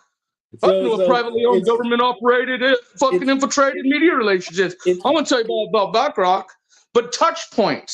You guys might want to look at the keywords touch point. Very interesting optics. Well, he was trying to explain to you what his I was trying to give you a lesson. Touch point. Go look at touch point. The banking there system, can be two different and then the terms videos I just showed you. But this whole I'm a military boy, fucking I know about BlackRock, but I simply asked you what is Pogo. and you don't even fucking, especially motherfuckers Well, don't even know Snafu, what Snafu, I didn't even Snafu, know hold who on, hold on. Pogo was until I Who is- met you know? you. Who Military cares? guys Hold like on, you hold are on, very hold on, hold on. suspicious that He come up said- here. Snafu. Oh my God, you can't listen.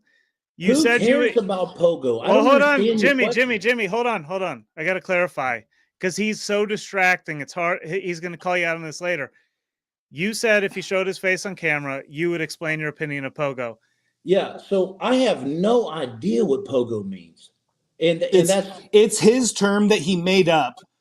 That's basically Yeah. an acronym that he acts like him and his schizo friends are exposing So the military basically black op government boy is saying I'm operators. making up David Goldberg's final words, privately owned, government operated digital experience, right? No. The military True. BlackRock guy is saying I'm making up the word pogo, right? See the credibility and what these motherfuckers bring to the table. They fucking give you guys a lot of bullshit.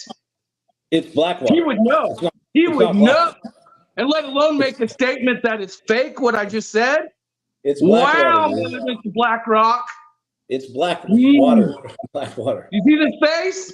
It's called a truth yo. True, motherfucker. All right. We're gonna watch 1 minute of this. I love Gifted this. teacher of leadership 1 minute. and myself. And then an after this, you experienced can leader give of your leaders in the definition business of world. touch points, since there are It reflects over possibly 60 two different years of ways study that and things can be experience defined. working with leaders Yes, from please around hold us the that, globe. Stephen. Together, Meta and I believe we are advancing to you a fresh, effective, and enduring way to lead, starting with your next interaction. Most leaders feel the inevitable interruptions in their jam-packed days are troublesome. Meta and I believe that these interruptions and every other point of contact with people are overlooked opportunities for leaders to increase their impact and promote their organization's strategy and values. Digital experience stuff. Through previously Can you untold even let your stories own from video my tenure finish? as CEO of Campbell Soup Company and Meta's vast consulting experience, we show that a leader's impact and legacy are built through hundreds, even thousands of interactive moments in time. We call these interactive moments touch points. The good news is that anyone can develop what we call touch point mastery. Such mastery in the smallest of moments can transform aimless activity in individuals and entropy in organizations into focused energy, one magical moment at a time. At this point, let me provide a little of my background as it relates to the evolution of our thinking about touch Do we points. have to watch this whole thing? No, you No don't. way. It's No, kind of like digital experience decks, Mike Strutton videos. They Snafu, basically tell you what they're doing. if you aren't playing a Snafu. role here, sir, Snafu. you're missing a point you need to listen to. Snafu, Here. look, real. I'm not really messing around here. Snafu, what's going on with you? I'm not messing around here either, pal. Are you okay? Are you all right, man? Like, Are honestly. you all right, Mr. BlackRock, who thinks Pogo is fake? Who But I knows don't that privately understand, owned like- government operates? You of all people, third party maybe- fucking BlackRock contract. You don't think I know? You know who Mike Strutton is? Huh? Vice President, Oracle, Maybe- Social Media Relations. You know who Mike Strutton is? Maybe just calm down a little bit and I'm speak calm. normally. Speak a little bit down, okay? I'm just baffled that you would make all these claims and not even know what Pogo is and make a statement that is There- not even true. just clarify. Interesting. I don't understand. Digital I don't really experience. understand. And then I know what touch point is. I also know the optics of touch point. But what do you mean optics of touch point? I was in the teams and don't know what you mean by even optics of touch point. Well, you don't even know what Pogo is. Maybe we should start educating you there, right? Okay, what is Pogo? Entertain me with this. Well, let's see. What does BlackRock do? Do they do a lot of third-party contracts? Snafu, privately owned? answer the question. Yes, please. Thank you. Well, I think you're confusing Blackwater with BlackRock. I don't know BlackRock. I don't know anything about BlackRock, but Blackwater. BlackRock. Okay, either way. Yeah, okay, I'm mumble jumbling. Whatever. You okay. fucking It's know okay. what I'm talking about. I'm surprised you don't know what Pogo is. Third-party contracts working with such a huge, just interesting. This is the type of stuff we expose people who are involved with this type of stuff, people pushing the New World Order agendas, the What do you world think- leader Yeah. concept stuff. I'm just curious how someone like you could come up here and then I simply ask what Pogo is and you make that statement saying it's not even real. But I don't understand. Like you can You can join the tribe, or join the brotherhood, or remain like an outsider, like you, trying to divide. And that's I think that's Wait. So you're telling me to join the New World Order tribe of Pogodists? I don't know. Is that what you're trying to tell me? Join the New World Order? I'm not sure. I'm not sure what you're talking about. Pogo is privately you don't know what I'm talking about, because I really don't think you are truly what you say you are. You got 3 more seconds on here. What is all I gotta say is the optics are high. What is a Dude Pogo doesn't again? know what fucking Pogo is, and yet he's all about this Blackwater optic bullshit. Fuck that. There's some weird optics with this dude. Obviously, dude.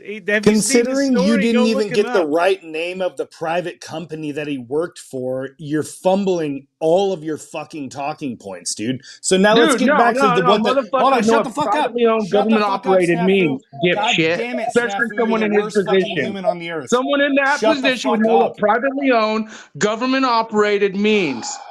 There is no fucking cupcake in here. Because you made up an acronym for it doesn't make it so you're legitimate. gonna go with the made up fucking optics that privately owned, government operated. Yes, you digital can say that's a phrase. You can make a phrase and turn it into an acronym. Correct. It doesn't mean all that the you're making agendas any in sort play of by these major entities discoveries. are fake and false on the internet. Correct. Fucking cupcaking motherfuckers. Eat shit and die. All right. Okay. Hold on. Everybody hold on. We have allegedly a special guest showing the ceiling there. I hope it's them. If it is them, Star Fox, what's up? I really liked Snuffleupagus. I just didn't really understand him. My question was just to see how worth educated trying this to guy understand. is. You're making me Man nervous with lives that in a angle there, fucking Star Fox. hovel. Yeah, He's a fucking schizo, and he acts like he's making big breaks and discovering people. It's his first appearance on panel here. He's been yelling at me from the chat forever. Star Fox, what's up, dude? Glad to have you.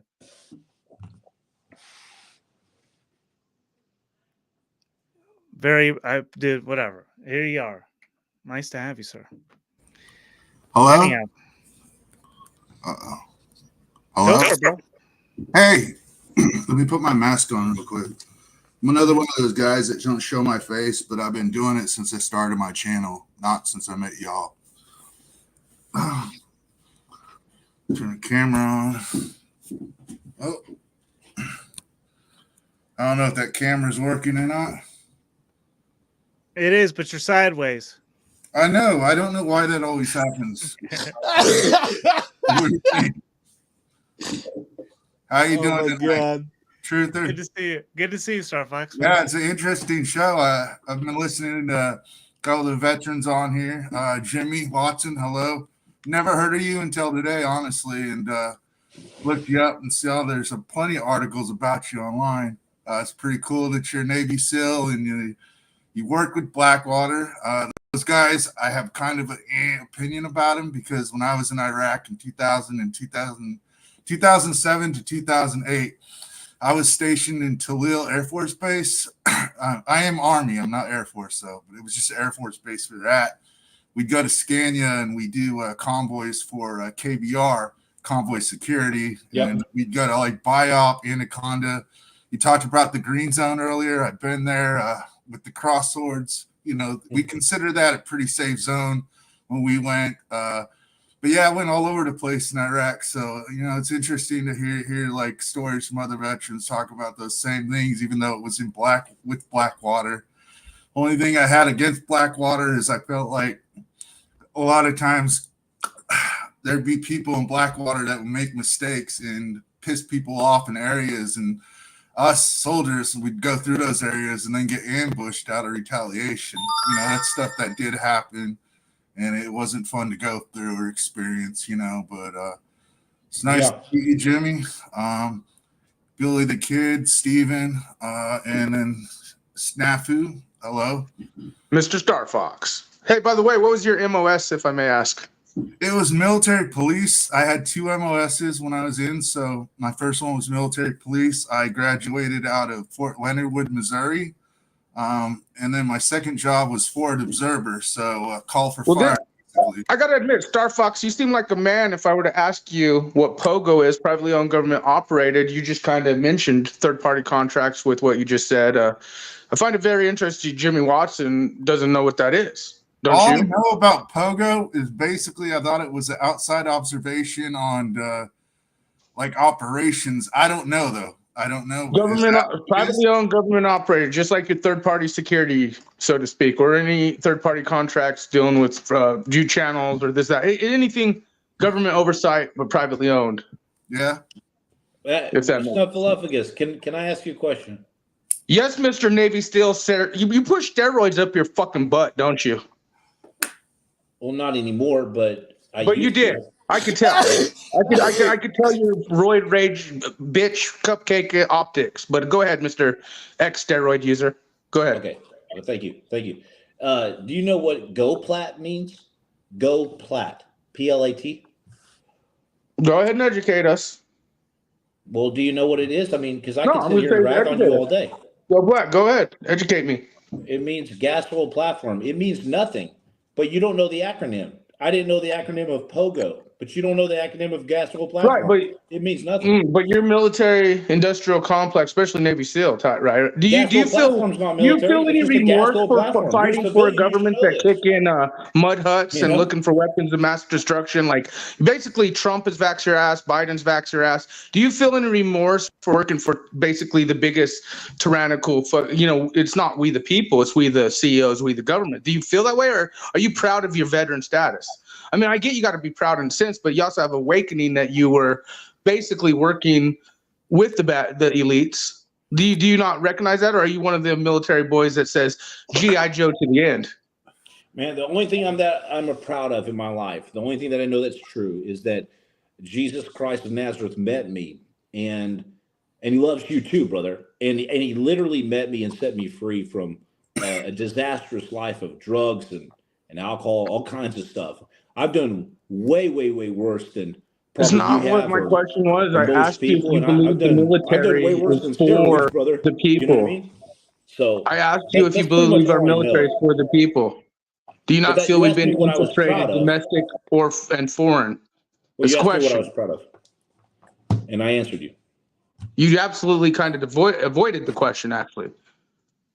You asked me what I was proud of, and then that's No, I what I'm proud of. asked you if you are a proud military vet type that is proud of being part of an elitist gang.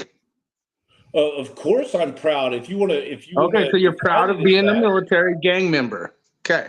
if you So want you to take define it orders, as that, right? whatever. And these elites who give you the orders, you're okay with no questions asked, right? I didn't say that.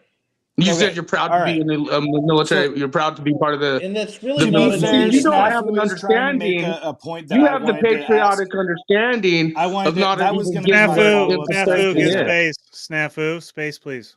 Thank you. I wanted to add, that was part of, I wanted to start talking about your work, doing private contract work in the past. And then my follow-up question earlier was, how do you feel about that? Do you have any regrets from that time?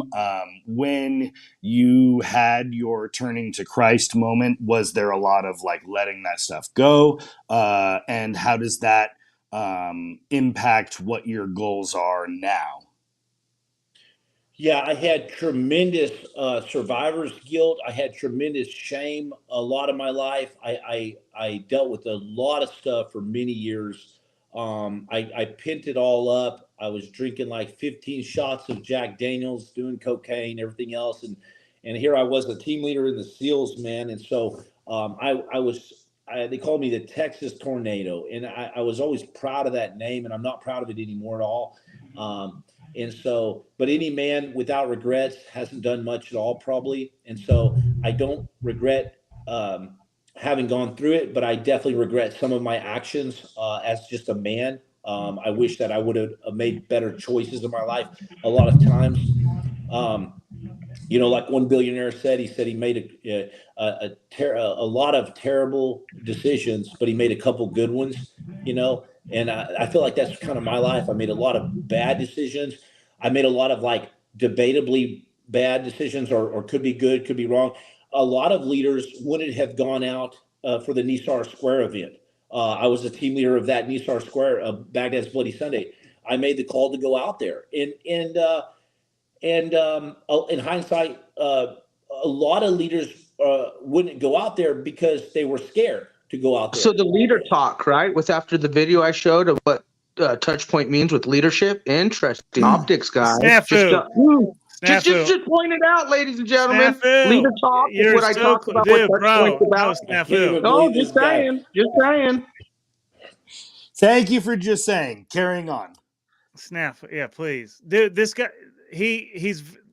Go look him up, dude. Jimmy Watson, go take him. Yes, actually, I do want to stop there. But they both did steroids. Hold on. Snafu, hold on. Mr. Jimmy Watson, do you know Wes Watson? No relation. I don't know him. No.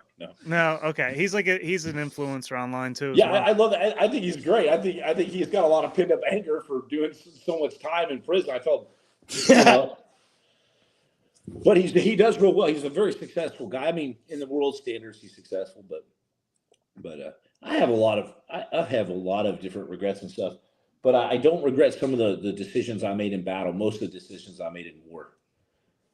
So you don't regret signing up to basically the largest terrorist group against mankind, military, right?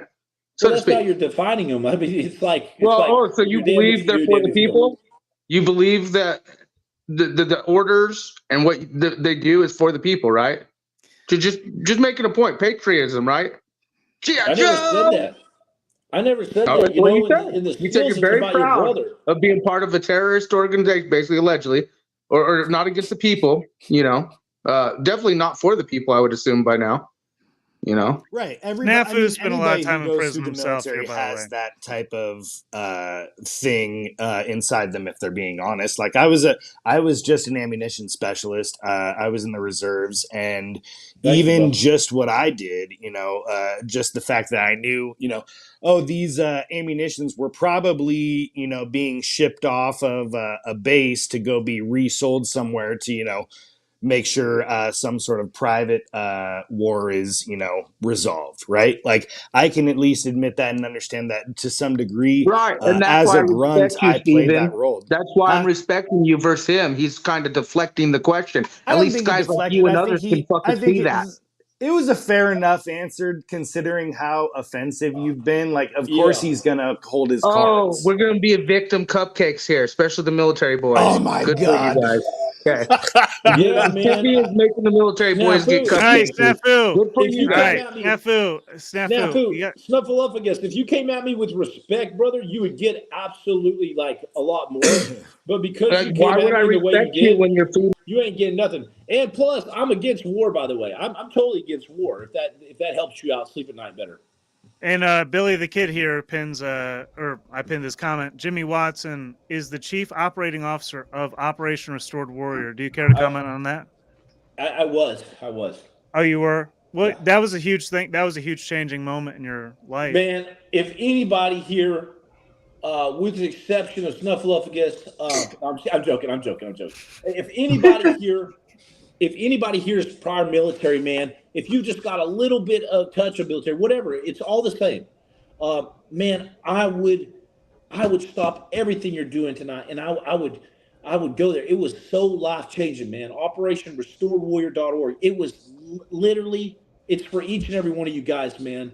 And it was around a bunch of brothers, and it doesn't matter your experience. Some guys didn't even have military experience. I mean, the My Pillow guy went there, and it's not for super wealthy and rich, but they just brought him there so he would definitely talk about Operation Restore Warrior. It changed his life. I just had a buddy go through it just now, and it changed his life. Man, it was next freaking level. And that's where, brother, to answer your question, Steven, that's where a lot of my stuff got dropped off. I was carrying it felt like I was carrying around 2 sea bags of rocks, and I just dropped them off at Operation Restore Warrior and walked away forever. Nice. Okay. And yeah. Snuffleupagus, you know I love you, bro. You know that Snuffleupagus. Where are you That's at, dude? okay. You're not even on the radar.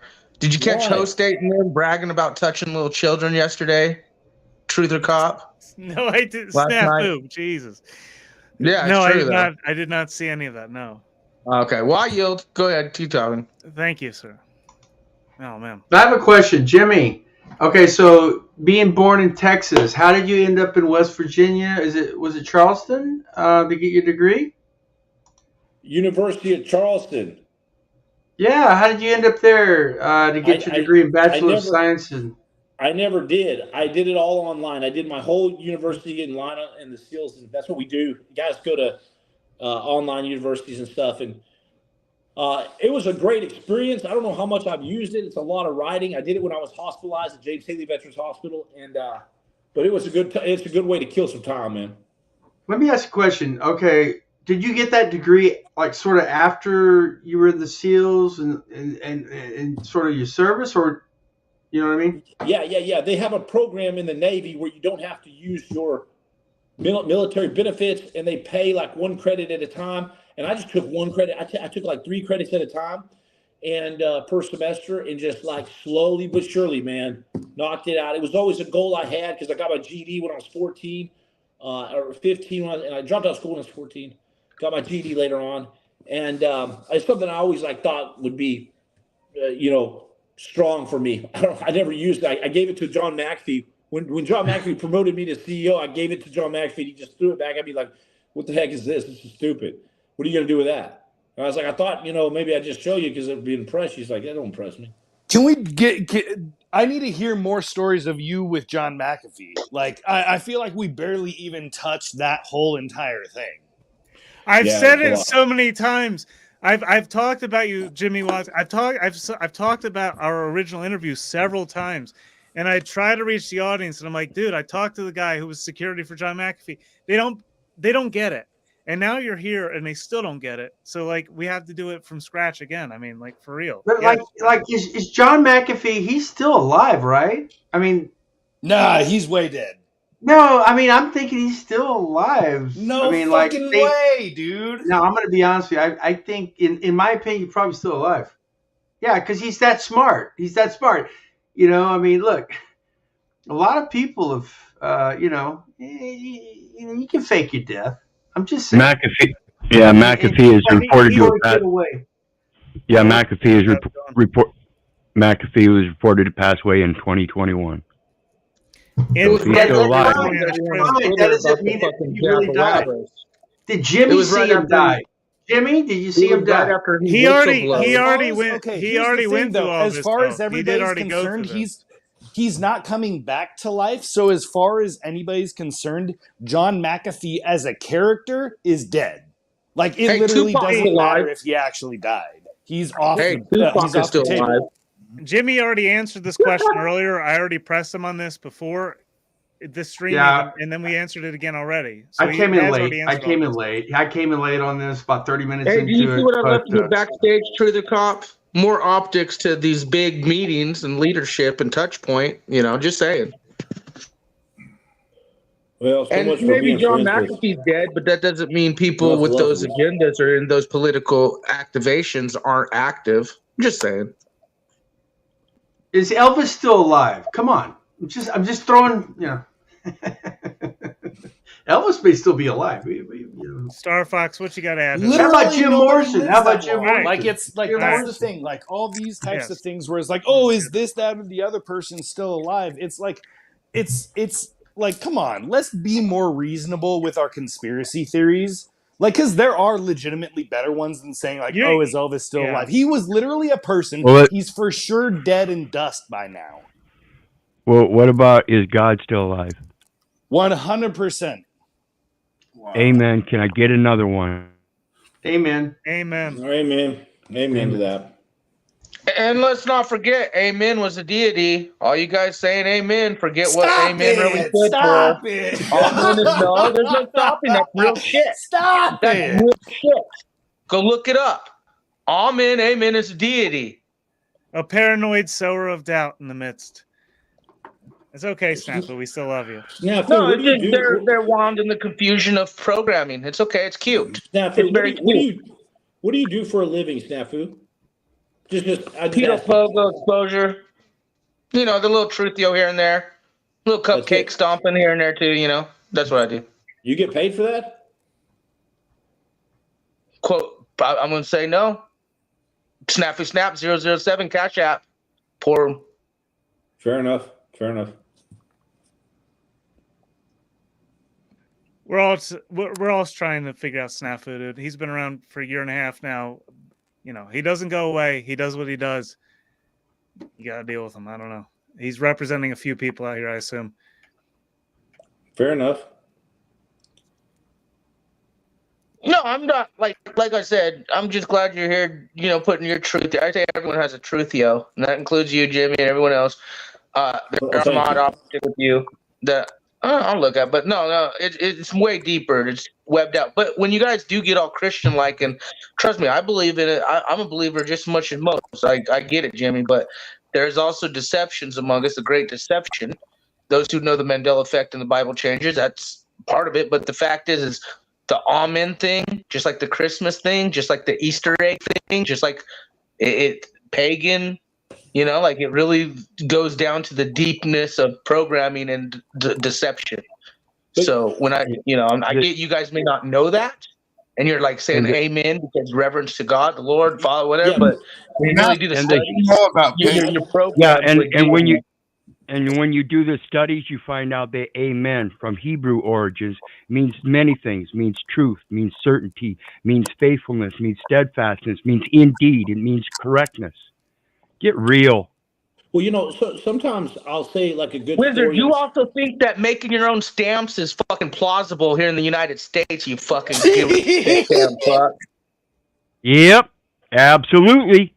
It's and called Wizard, franking you got a privilege. bunch of Christian guys on the panel. Let Wizard explain to you how we're not born of sin. Wizard literally was blasphemous as fuck today, trying to tell everyone that we are born without sin. We are non-sinners when we're born. I feel like this was a very focused stream. Romans 3:23, Romans 6:23. Genesis tells us we were made in their image. So to hate ourselves is to hate the Creator. That is my argument. Continue, yeah, please. well, the fact is we were born to sin, in my opinion. For you to sit All there and say love, we weren't. brother. I feel like everybody we're getting has derailed a little bit. I get it, it's though. it's all love, and everybody thinks their image is damaged. It all has to do with age. I'm age, and it's of the age of adult. I'm a damn age, and because that's when I become adulterous and start signing all them fucking contracts in person, where he's a respecter of no persons. Keep signing up, folks.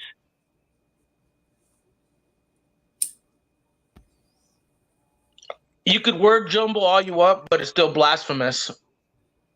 So is this it, guys? I mean, really? I mean, so is this it? Is this is this biblical? What's going on? Everybody's saying, this is according to the Bible. This is going to happen. Absolutely. Have you read your Bible? Have you read? Of course. I mean, look, they're attacking Israel. They are attacking Israel. Have you not read what prophecy being fulfilled? Roundtable. I read Revelations on my channel. It's on it. You can go look at it right now. I read the whole thing word for word. All right. Humbly submitting question to panel. Everybody can go around, say yes or no and why, and take whatever time they need. The rapture. Opinions on it. Yes, no, is it real, is it not? Go. Starting with whoever. I say no because it was never really truly mentioned in Scripture. Well, the rapture is not mentioned, but to be caught up it is, and I believe that there will be a tribulation period, and then there will be some kind of catching up, and I don't know what that entails, but I do believe that we're at the end of times. That's what I think. I don't want to believe that. I mean, I get it with the Bible and all this stuff. Look, I don't want to believe it because, we can change the plight of our future. We are human beings. We can definitely change it if we want to, or we can just let it happen. We can let it happen, and then, and then we're going to be in a blockchain where we can't move. And I think that's where we're headed, and that's pretty scary. We're already there. You don't see we're there, Billy, the kid. You don't see we're in not a military. We're not there yet, brother. Brother, we're not there yet. No, not. No, we're not there yet, man. You hadn't seen nothing yet. I Dude. beg to differ, There's sir. no way Can we're you travel not there really yet, freely brother. without a Oh, passport? I Can can you get on a travel anywhere plane? I want to. I can travel You could get anywhere on I a want plane to. without a passport right now, or with radar detecting you, or fucking military coming on your ass. If you No, can, you go to hold Antarctica? on. I have to Can agree you go with to you. No, Antarctica? you've got some points. You have some points there. That's good points. I You think you know, guys are yes, we ignoring the are fact being. that Yeah. the Jimmy Watson might have just gotten raptured. We don't know yet. Reports are still coming in. So hold on. We're waiting. God. Oh We're god. waiting. Here he is again. Hey, Okay. I- Jimmy, did you in fact get raptured, sir? yeah, I got raptured, and I'm here to tell you it's true. Hey, I promised 2 hours to you. We're right up 2 hours. I got a pregnant Yes, wife sir. here. Yes, thank But you. I really appreciate everybody, man, on here. Everybody. So I really appreciate all y'all listening and the feedback. And, Do you have and any? Yeah. the good stuff? Any final remarks? Anything you want to lead people to, or whatever you want? No, I just I would just go. I would find a vision, because if you find a vision, it's a road, and then you have a purpose. And because without a vision, my people perish. And that's kind of my mission now, is to help people find a vision. At Mighty Warrior 2024, and I just appreciate you having me on this channel. And God bless each and every one of y'all. Thank you, sir, so much for your time, and thank Good you for your talking to you, service. sir. I genuinely mean that. Like, Yes, seriously. sir. Okay. Jimmy, Be well, good to sir. meet you, and thank you for your service as well. And thank you for your commitment to God and country and helping other people, because that's what it's about. It's about helping your neighbor. Love your neighbor. That's exactly what Jesus was talking about. Love your neighbor. Yeah. That's it. Above all things, love. And anything I say crazy to snafu, man, I just joking around with you, bro. I love you, bro. And so, y'all, I love each and every one of you, and I hope to talk to y'all again soon. God bless, man. God I gotta bless give him you a too. salute, man. Love you, brother. Thank you. All right, salute, man. Love you, brother. I love you too, man. See you. Have a good night. Love you, man. Be well, man. Shoot, dude, that dude is unreal for real. What's up, Flo? Say good to see you. What up? Hey, Flo, you think Hey, it's funny Flo, touching little children? We all listen to you guys cackling, laughing about touching kids, dude. Already on the next thing. We all saw you guys talk about touching children. We all seen you support pedophiles. Who's that? Not all. No, I don't fantasy watch. rapes. Let's make How that clear. fucking I scummy didn't is it see to it laugh either. about I did touching not see children, this. Flo? I didn't see it either. Snafu, you're just in the same old absolutely. loop. We all watched you Hey, giggling, me and the laughing. feds are on to Talking you, about Snafu. touching children and shit, you dumb fuck. We watched it. Now you're denying Me it. and, We'll pull the me and the footage up. feds are We'll put closing the in on footage you. up. We'll be picking you up any day now. Taking you to I don't give Guantanamo. a fuck. You're you going to fucking Guantanamo, pedophile. Snafu. Hey, and here's another thing. What's funny is you were trying to get Paul to email you or Yep. Facebook me. You wouldn't just drop the link He was regular. smarter than you. He Fed wouldn't state tell me his email that's motherfucking scrolling wannabe across the piece of ticker shit. on the screen. But hey, what's funny But is you, laugh and Snafu, giggle about you're the touching one that we're children. getting close to Good for you, apprehending. Flow State. It's cute that you think it's cute to touch children. We all witnessed you guys You're joking going to and look cute laughing in zip about ties when they throw you in the pedophilia. back of the We Fed all van. witnessed you basically defending pedophilia. Yeah, good for you, Flo. You just wait. Me and the I feds don't are need coming. to wait. You're a Me and the pedophile feds are supporting coming. scumbag fuck that giggles at touching children. We We've saw it last been night. after you for a guys were long cute, thinking time, it's cute, talking about Mr. pedophilia. Snaps. You The were notorious gang giggling stalker and about hotel blower touching upper. fucking children, Flow State. Whatever Hey, you when's that say to autoimmune me, disease I going to can kill care you? fucking less. Are you listening to Flow State's intent, guys? He's after you. You're next, He's like- wizard. He's like Mitch. He's keeping record on everybody. See, that's his repertoire. Just like We've got you on a whole lot of just like- counterfeiting just like charges. an agent that thinks A he whole knows lot of something. counterfeiting charges. Yeah, We're and if watching you you. had me on counterfeiting charges, then the post office would have The me on counterfeiting Scarface charges of stamps. for those homemade stamps. Yep. But yet they're the ones that let them pass through their system continuously. Again, remember, that wasn't my stamp. That was a stamp I received from somebody else. Wizard. We've been setting up a sting operation with you and your stamp cartel. Yep. Dude, sure hey, you have. Walked joke right all you into it. want. You were talking about touching little kids and laughing about it, dude. Anything Wizard's done, he's You're honorable the only more little than you kid I'm ever going to be fucking touching. think about, dude. You literally, dude, I've been screaming how much you're tied to pedophiles and you've been defending them and all this shit. And then last night you I know proved you've been everything that we've screaming been on. saying. You guys It's what you literally say sat about there, everybody you you're mad at. laughing and cupcaking about Starfire. touching children. Starfire. Hold on. Touching children, O'State. Holy. Where's my Talcott meme when I need it? I don't have it pulled up, but I just impersonated it for y'all. I'm sorry for the bad impersonation. Star Fox. Did you have something? I see waving. However, Yeah. I didn't want to. Yes, sir. Go for it. Oh, what did you want me to say, sir? Oh, whatever you wanted to say there. You were waving. Oh, I was going to ask Jimmy before he left that what was the hardest part of his training in becoming a SEAL, but I didn't get a chance to. But I'll ask him next time. I'm just listening to all the arguing right now. I don't know how much attention you paid to my channel, Star Fox. I know you've paid quite a bit recently, but yeah, you've probably seen a lot of these people, over time. So. Yeah, no, it gives me a place to go, and I enjoy the show. That's why I come back, and it's pretty cool to hear all the different views, even if people are arguing. But I like it, man. Well, thank you for finally coming up, man. It's great to have you. No problem. Sorry, I'm giving my thumbs up. The whole mask thing kind of sucks because I always got to jump out of frame to get a sip of beer or something. But that being said, I'll probably jump out myself. I'm still going to keep watching. I'm going to be up for at least another hour or two. All right. Sounds good, man. Thanks for having me on. I promised I'd come on. Thank you, and I wanted to talk to, there was another veteran on, Billy the Kid. Talk to him. Maybe he's still here. Maybe we'll talk sometime, Billy, because you said some stuff that was interesting too. Dude, I'll talk to you right now, man. I finally caught a buzz. I'm starting to catch a buzz finally. I've been like slow drinking for like 4 hours, man. I gotta go because I got some responsibilities. Like I got some chores I'm doing, so I don't want to. Gotcha. Get my clothes. We'll talk again. Don't worry, I'll be back. Yeah, but it's been fun hanging out with all y'all. It was great to have you up, man. And I need to hear the details on Portland Black Bloc, dude. I need to know more. I need to. What do you want to know? Well, you said that Portland Black Bloc accepts me. I want to know the terms and conditions associated with such a membership. Yeah, it was actually under a link for Rose City Antifa under Twitter when I was in Twitter. And as soon as Musk took over, it was interesting because it changed to X, but a lot of stuff happened that their Antifa channels getting shut down like crazy. That's a whole nother conversation. But yeah, a lot of that stuff got deleted. But I could definitely try to look it back up and send you some of it if you're interested. Yes, please do. All right. Awesome. I'll do that, man. I'll make it my homework. Contact at healinglaw.com. All right. I'll hit you up, brother. All right, man.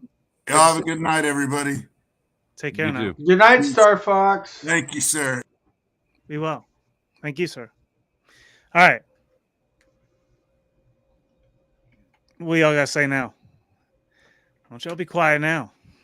Well, I'm gonna say Flow State fucking double down on his pedophile fucking optics, laughing and giggling double and talking down on the Fed state. We're coming for you, Snafu. Keep talking. Everything you say will be used against you in the court of popular opinion. Demonic as fuck like you presenting, supporting those fucks. Proud Boys do? Is that what Proud Boys do? Make false claims? Oh, goodness gracious. Oh, yeah, and remember, we don't counterfeit stamps, though. He wanted the link. He wanted Facebook. He couldn't just put a link up in his chat. But we know what these Fed type people, why they use emails and the Facebook and the back doors with these. Why do we do it, Snapper? It's interesting, host day. It's interesting. But what got me most is I wouldn't need to use an email to triangulate your phone or your sister's house. Telling everyone how you touch little kids or it should or blah, blah, whatever you guys would say. Why don't you tell us and giggle about it now? Touching children. Tell us how. I'm going to touch you. No. Let's hear you redo what you're doing with your pedophile optics. All right. I'm gonna hit a different touch point here. Touch point. We're going over here to this one. We're gonna play this. And the what is this here? And the requirements for working for touch point. Yeah, I sent you that. But you've got to do your part as well. Cheryl's leadership. Rooted in love.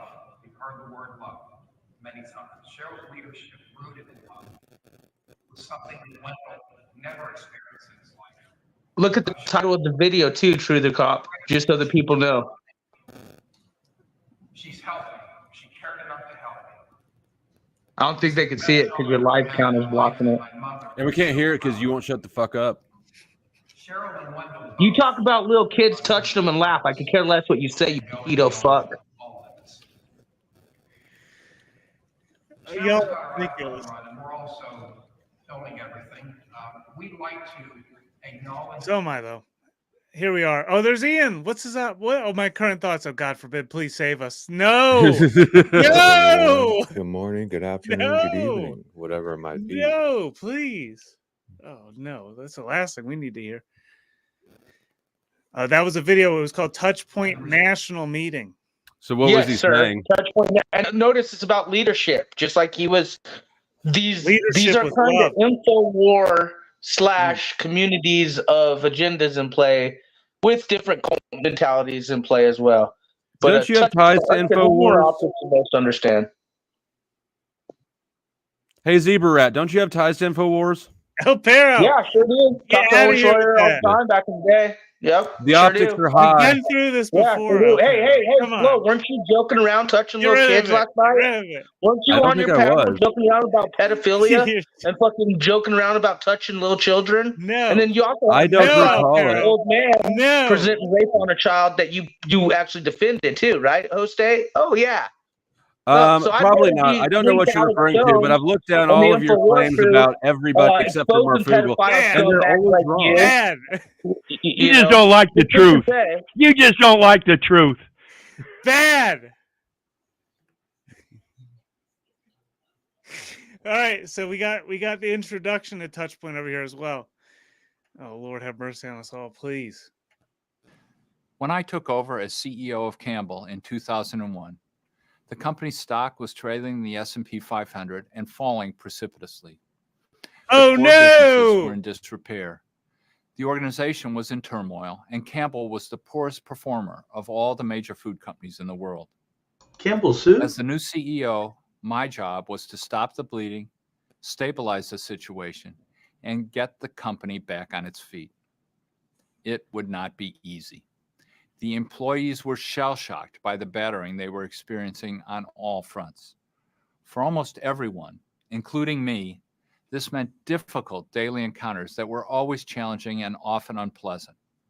A disillusioned consumer, an irate customer, an indifferent... Fu, what is this? What is this, a freaking sleep program? What God. In the world? Hilarious. That's just hilarious. Hey, when Mike Strutton videos, DX, Mike Strutton, just type Oracle, Mike Strutton, he's saying the same narratives. The consumer, it's all data collection, gold. These motherfuckers are into some, it is what it is. But Wasn't the name of Paul Stream today? Like, give me the loop. Give me the loop. Give me the loop. And where'd you do your time, Flo? Yeah, where'd you do jail too? County jail too, but I'm not walking around saying I went to prison. County jail, like little bitch. Now that what about the guy that did go to prison? I hope you end up in a jail again. Now that people have been watching this. You're the one who's saying you went to prison. No, you're and you the also one went that to county bragged jail. and laughed about touching children last night. We watched it. I don't know what in the fuck you're talking about, but oh, you don't. But even Paul fucking was disgusted what he saw out of your asses. We all saw it, you dumb fuck. I know how you're he plays into it. Snafu, with love. I'm not banning you this time. I just unblocked you earlier. I'm not banning you this time. But he just got unblocked and he's already getting kicked out again. Imagine that.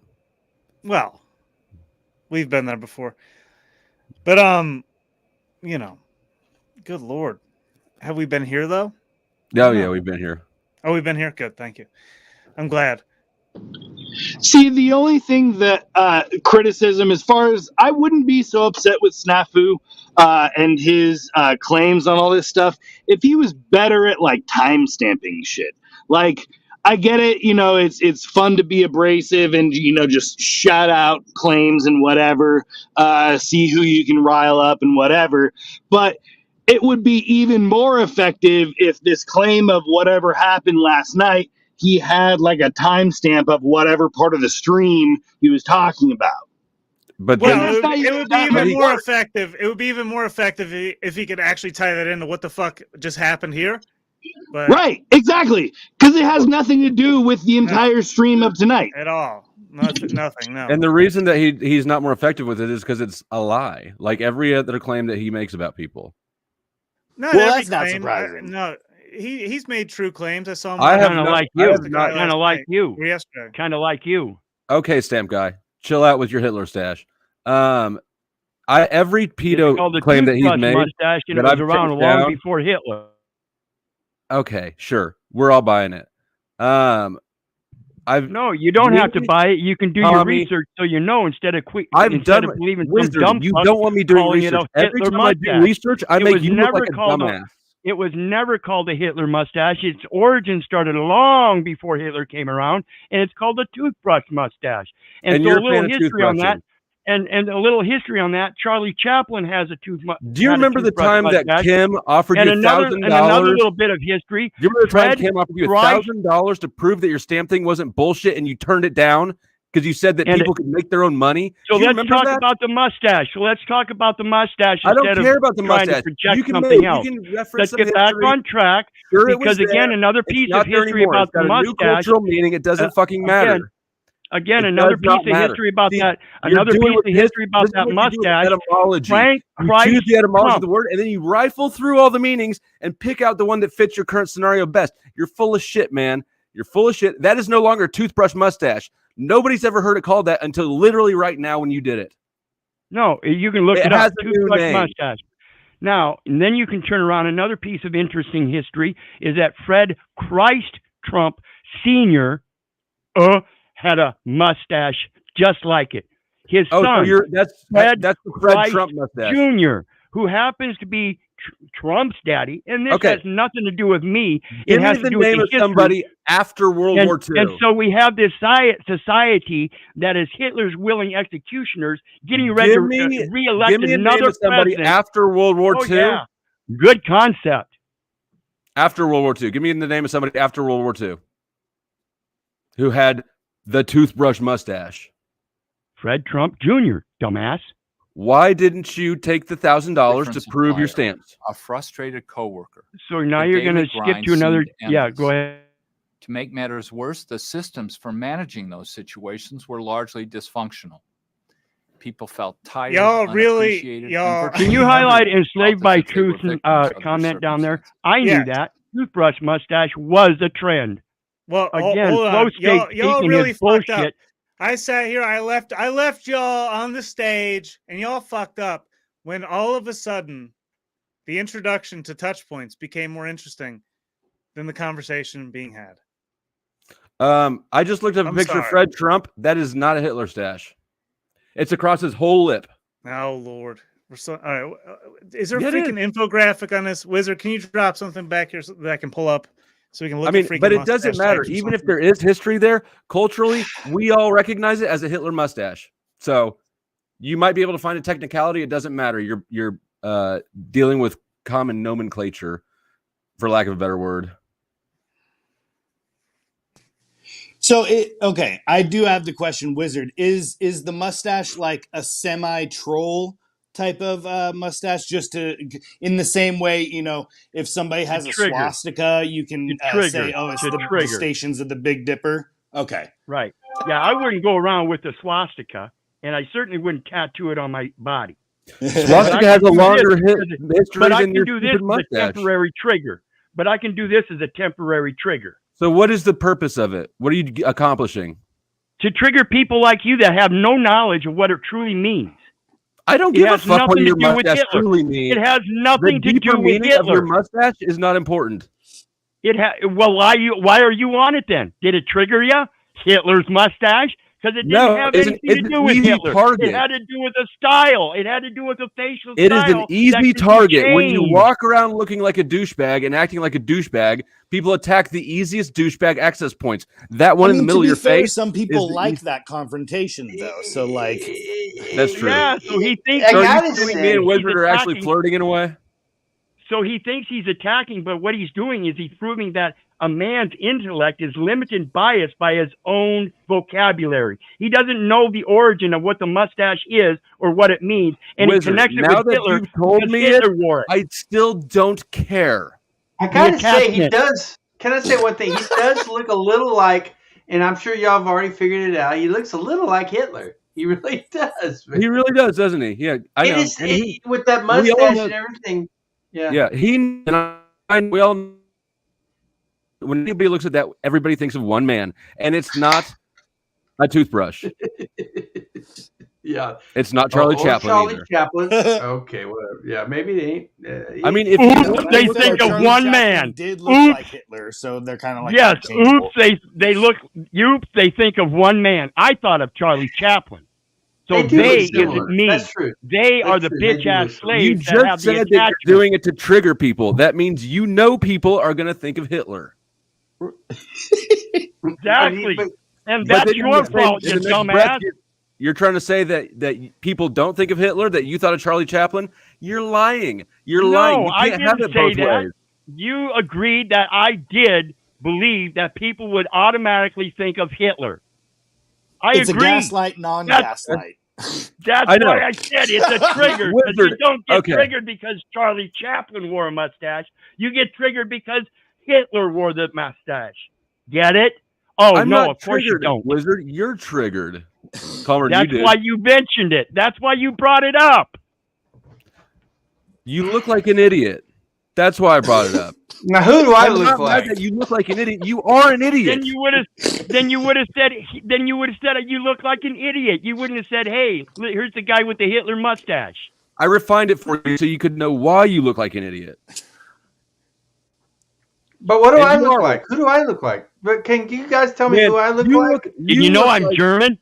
Did you know look I'm like a German? fucking Did you know my pinnacle of- grandparents came compared over to here this to dude right America here? after World War II, after Who they do I were look like? exiled from Germany? Oh, yeah.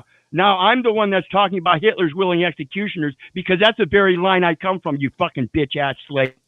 Yeah, I'm Okay, German. Billy, All right, to be brutally honest,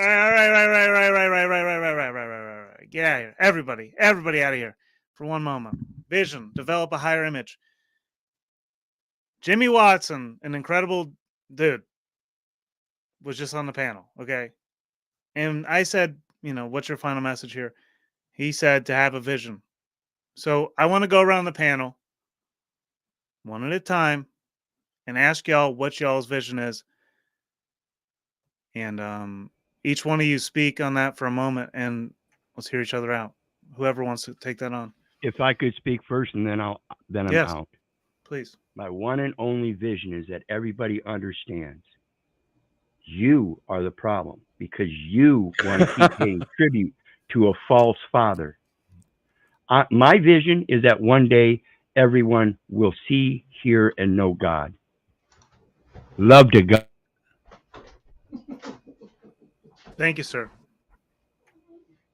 I'll go right after Wizard just to be funny and say, in contrast, you are the solution because God has actually made everybody with a soul and a purpose, and especially considering the fact that we live post-Christ, we have had the opportunity to basically create the kingdom of heaven on earth.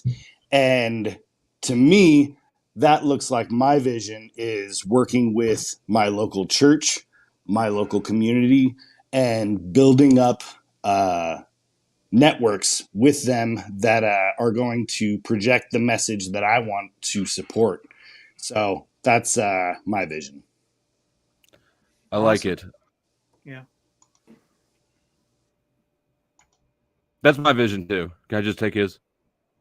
My turn. Okay, my vision Nice. is Nice. you know, High five. don't ever go onto a YouTube show without Garnier Fructus. Is that your hair No, I'm gel? just kidding. Yeah, I mean it works really well, don't it? Like It I does. think it's been like a week since I put it in. You should try You're going- Elmer's brew. I think it works better. No, I'm serious. But Why yeah, are no. you not like just literally all it takes is just do that one time? Yeah, You baby, look at like that. one Look of at that. those exotic chickens that has like the frilly hair around it. It's Garnier fucking fructus. hilarious. Yeah, I see that. Never leave. Hold on. Garnier fructus. Never leave home without it. You should take that out on the town and film yourself and just periodically just like pull it out and squirt some in your hand, and just like rub it in your hair, like in line at the grocery store or whatever. And see the reaction of people around you. What's crazy is that when you do that, what it does is just like it's like really like it lays your hair down for a while because it's wet. It's wet, but once it dries, that's where you get the true essence of it. When it dries, it's like man, you can do anything with it. Look, what? Like I can do anything I want with it. Watch this. See that? Wham! Or I can do like wham, or whatever I want to do with it. It's pretty cool. It's high speed. That's a lot of flexibility. Yeah. Anyhow, all right, I'm gonna start kicking people off. Flow State, you're getting the final word because you haven't gotten to speak much, and you've given me plenty of time in your panel. I gotta give you some space. Billy the Kid and Steven, any final remarks? I'll say Truth or Cop, Flow State, Steven, and a brother that you had, Jimmy. Thank you for having me on. And I was really stoked to be on your channel again. It's been a long time. And I do lurk, dude. I do lurk, and I just, I'm lurking sometimes, and we're all guilty of it. But you know what? You guys are awesome. It's fun. It's a fun channel, and I'll be back. But you had a great guest today. I mean, it was like when I saw that guy on there, I was like, wow, man, I'm gonna I just wanted to comment, and you're like, come on up, I'm like, because I had something in common with him because I had been in the military, I wasn't a SEAL, but I was damn close. I was airborne infantry. I mean, come on, that's pretty darn close, but yeah. Yeah, it's basically the same. No, because I don't like water. I was never in the military. do not. I mean, I don't like water like where I have to go in and like beach is perfect, but not what they do. Not what they do. This is way intense. Thank you, Billy. I'll see you around now. Thank you, sir. I will see you. I lurk on yours as well, by the way. All right. Yeah. Final word for me. God bless you guys, and even everybody that was on earlier. The guy you had interviewing was great. Even Snafu, even as disruptive as he does have a point behind why he does things. I personally would like to see him refine it. But aside from that, yeah, great night. Great interview, and hope nothing but the best for the guy that's working on stuff. So yeah, it's fun. Good night, guys. Thank you, sir. Be well. Oh, how's it going, man? Man, same shit, new day. I don't have really anything. I came in cold. I don't even know who your guest was. I guess I'll have to go back and check it out. No, for sure, dude. He it's freaking. Everybody seems very impressed with him. Dude, you have to really look at his story. He was John McAfee's security guy. Oh shit! Before he died, before he went to jail, he went to jail with him. He's the only person charged for the same charges as John McAfee. And he was on house arrest for a year, and that's when I found him making TikToks back in 2021. He was on house arrest with his ankle bracelet, and he's using it like it was his side piece. And, well, it was hilarious. Props to you for bringing some valuable content into the sphere, and instead of just looping back on the same drama. So I will go back and watch that. For sure, dude, you have to check this guy out. He's so inspirational, and I'm so honored to have him on here, for real. I'm gonna watch it. I wasn't just saying that. But no, I get you. Snafu's back, and Billy Kid's still in the background. Billy Kid might have something to add, but Snafu, I said final remarks. I'm What, you gotta get out of cool here? on looping with Snafu some more. All right. I Is did that we're have going some. back to? Oh, I'm sorry. Snafu, That's what no, he's. I'm not going back to. I'm not Yeah, going that's back what to. he's gonna go No, back to no, for no, sure. no, But no, no. all right, take it easy. Take it easy, chat. Thank you. Snafu. I Thank hope you. that autoimmune Be disease well. gets you soon. Be well, Billy. Thank you, Snafu. All right. Snafu, I'll bring you back up here, but I'm not getting into any of that. You can comment on Jimmy and all that and what you saw there, but we're not getting into the No, other no, part. I just want to say good stream. The optics are high, and They my indeed are. vision is people actually have eyes to see, ears to hear, that there's more details, that it's good guys or bad guys than most understand or can contemplate. And I think you have understanding of that in so many ways that we've talked personally and stuff, but good stuff. And my vision is just people fucking actually standing up for what's truly right. And we're going to witness more ramping up of optics. And yeah, Flow State, you're a pedophile supporting piece of shit. Get out of here, Snafu! Ah! All right. Freaking Snafu, dude. No, I did agree with it up until a certain point, dude. But we do have to mind our optics. And I get, perhaps the angle there because, as Jimmy Watson says, it's about our vision and having a vision and believing in that. And, that insight and knowledge about what we're pursuing and what we want to see develop on the camera. I've seen it's been really cold lately, and you see on these TikToks, it's like a lot of major car pileups, people sliding down the hill, be like 40, 50 cars hitting each other, just, and nobody is going to solve the solution. They're not going to solve the problem. They're not walking up the hill and saying, "Hey, stop coming. Cars are piling up." No, they're sitting there with the camera.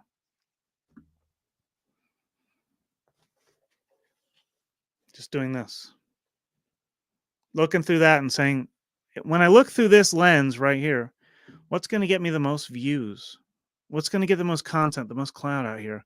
Well, if the worst thing possible occurs in front of this, I'll definitely get a lot of views and possibly I could make money on that situation. I'm not going to do anything to intervene here because it would interrupt my vision of, absolute chaos behind the lens that I see. And people don't get that we already have such a substantial impact on the situations we witness, and that's already inside of us. But when we put it in front of us and we can show it to hundreds or thousands or millions of others,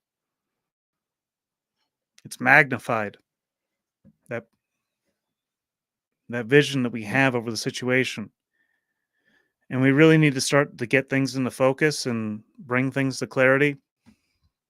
Because what's developing out here, according to the mainstream, is absolute chaos. So how do we develop a higher image out of the situation we're given? And I could go deeper, but symbolism in the back wall. Don't you look there. Symbolism. You know what that one says? I would get up and show you. I have a freaking photo. At the top there says fingerprints and frequencies of God.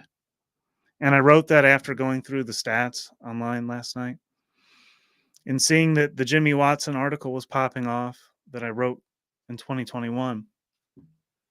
And then many people started reaching out to me at the same time. And I was just painting. Not that. I painted over here. I'll show that one day. But I got more colors for it. I got glow in the dark paint and stuff. Oh, Lord. You want to talk about glowing? Glowy or whatever, dude? I got glow in the dark paint. I paid top dollar for that little tube. I'm going to use it to paint stars on the roof, ceiling. Oh, my goodness. Talk about some symbolism.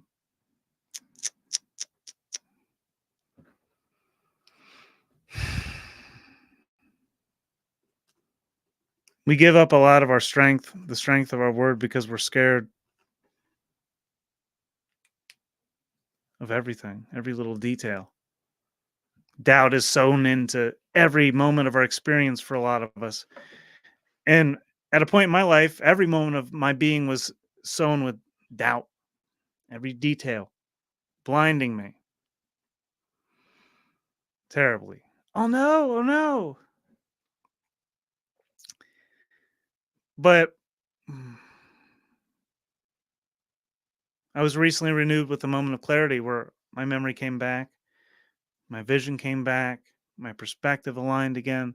I stopped hating myself. Oh my God. Hating yourself. And this is earlier, somebody says, I think it was Snafu said something about people being born without sin. And my problem with Christianity is like, you never get beyond the sin. Like they always think you're a sinner. Like, but that overlooks Genesis, where the Bible shows us that we were created in the image of God. And to hate ourselves, to not do better, and to continue permitting self-hatred is to hate God. It's to hate the Creator. It's to hate that creative force, because it sows us with doubt. And that's what the enemy wants to do, to silence us constantly. Sow you with doubt. That's not what you see. That's not what you think. That's not your vision. Constantly. From every angle, it'll do that. Because that's when you're getting closer to exposing the highest image to the light.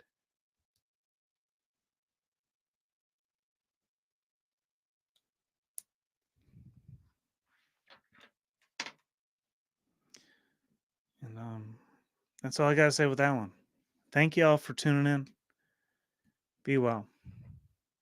And we really got to focus on the image we're trying to develop out here. We've been given the tools. This tool, this tool, this tool, these tools, the technology, this tool right here, this paper. Oh my gosh. Vision. Right there. All the show notes. Oh no. Symbolism. Oh my God, he used all kinds of symbolism there. Can you believe it? He said Epstein. If you pause it, he says Epstein. It says Epstein right there. Hold on, let me get that in the frame. Epstein. It's right there. I'll point it out. I know my handwriting's terrible. And it might even be backwards. Epstein. And he probably spelled it wrong. Oh no. Oh no. This is terrible. What shall I ever do? What shall I ever do?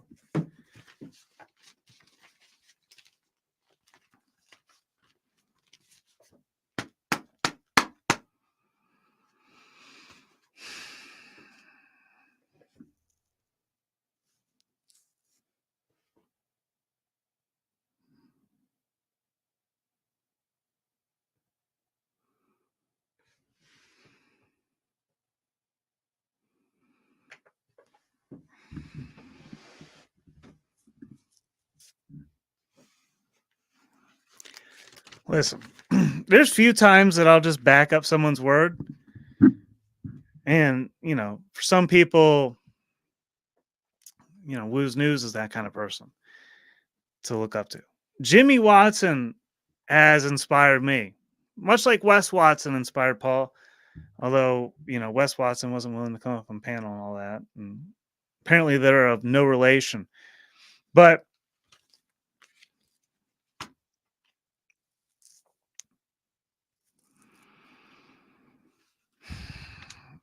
point being, they do have a similar motive, a narrative, motivating word. Go forward. This is what I wrote while Jimmy Watson was on panel. This one right here.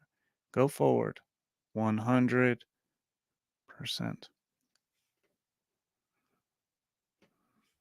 And even with dirty ass fingernails. Okay? I've been painting and shit. I've been splitting wood. Okay? They're fucking dirty. Ew. Someone call the freaking UN and special security forces, because there's probably a new breed, new strain of COVID developing in those nails there. Please. I better get off here. I'm too open right now. And Star Fox dude, yes, dude, good to see you, sir. Shoot me that information. I'll check it out for sure. Moving pictures. All right. Oh, and tomorrow, Eric Clark will be back on. We agreed to that earlier. He isn't, man, he's got his trial coming right up. So 9 days on the 29th. So we're going to continue on that one. He's got a lot to go through there, but you know, that's how Jimmy Watson was when I met him. But he had the vision to see through, and I saw that in him early on. And I see that in Eric too. So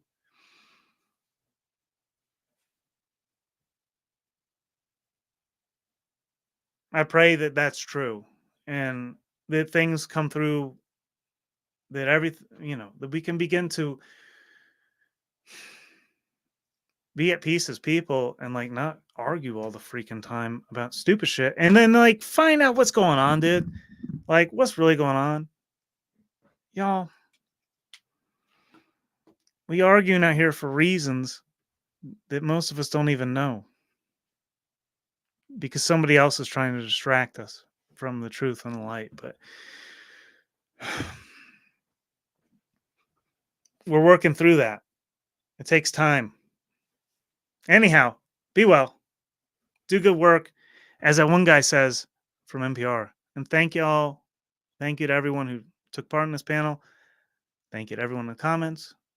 Thank you to everyone who's ever, supported this channel or my previous channels or anything, whatever, everything. Thank you, God, for allowing us this space.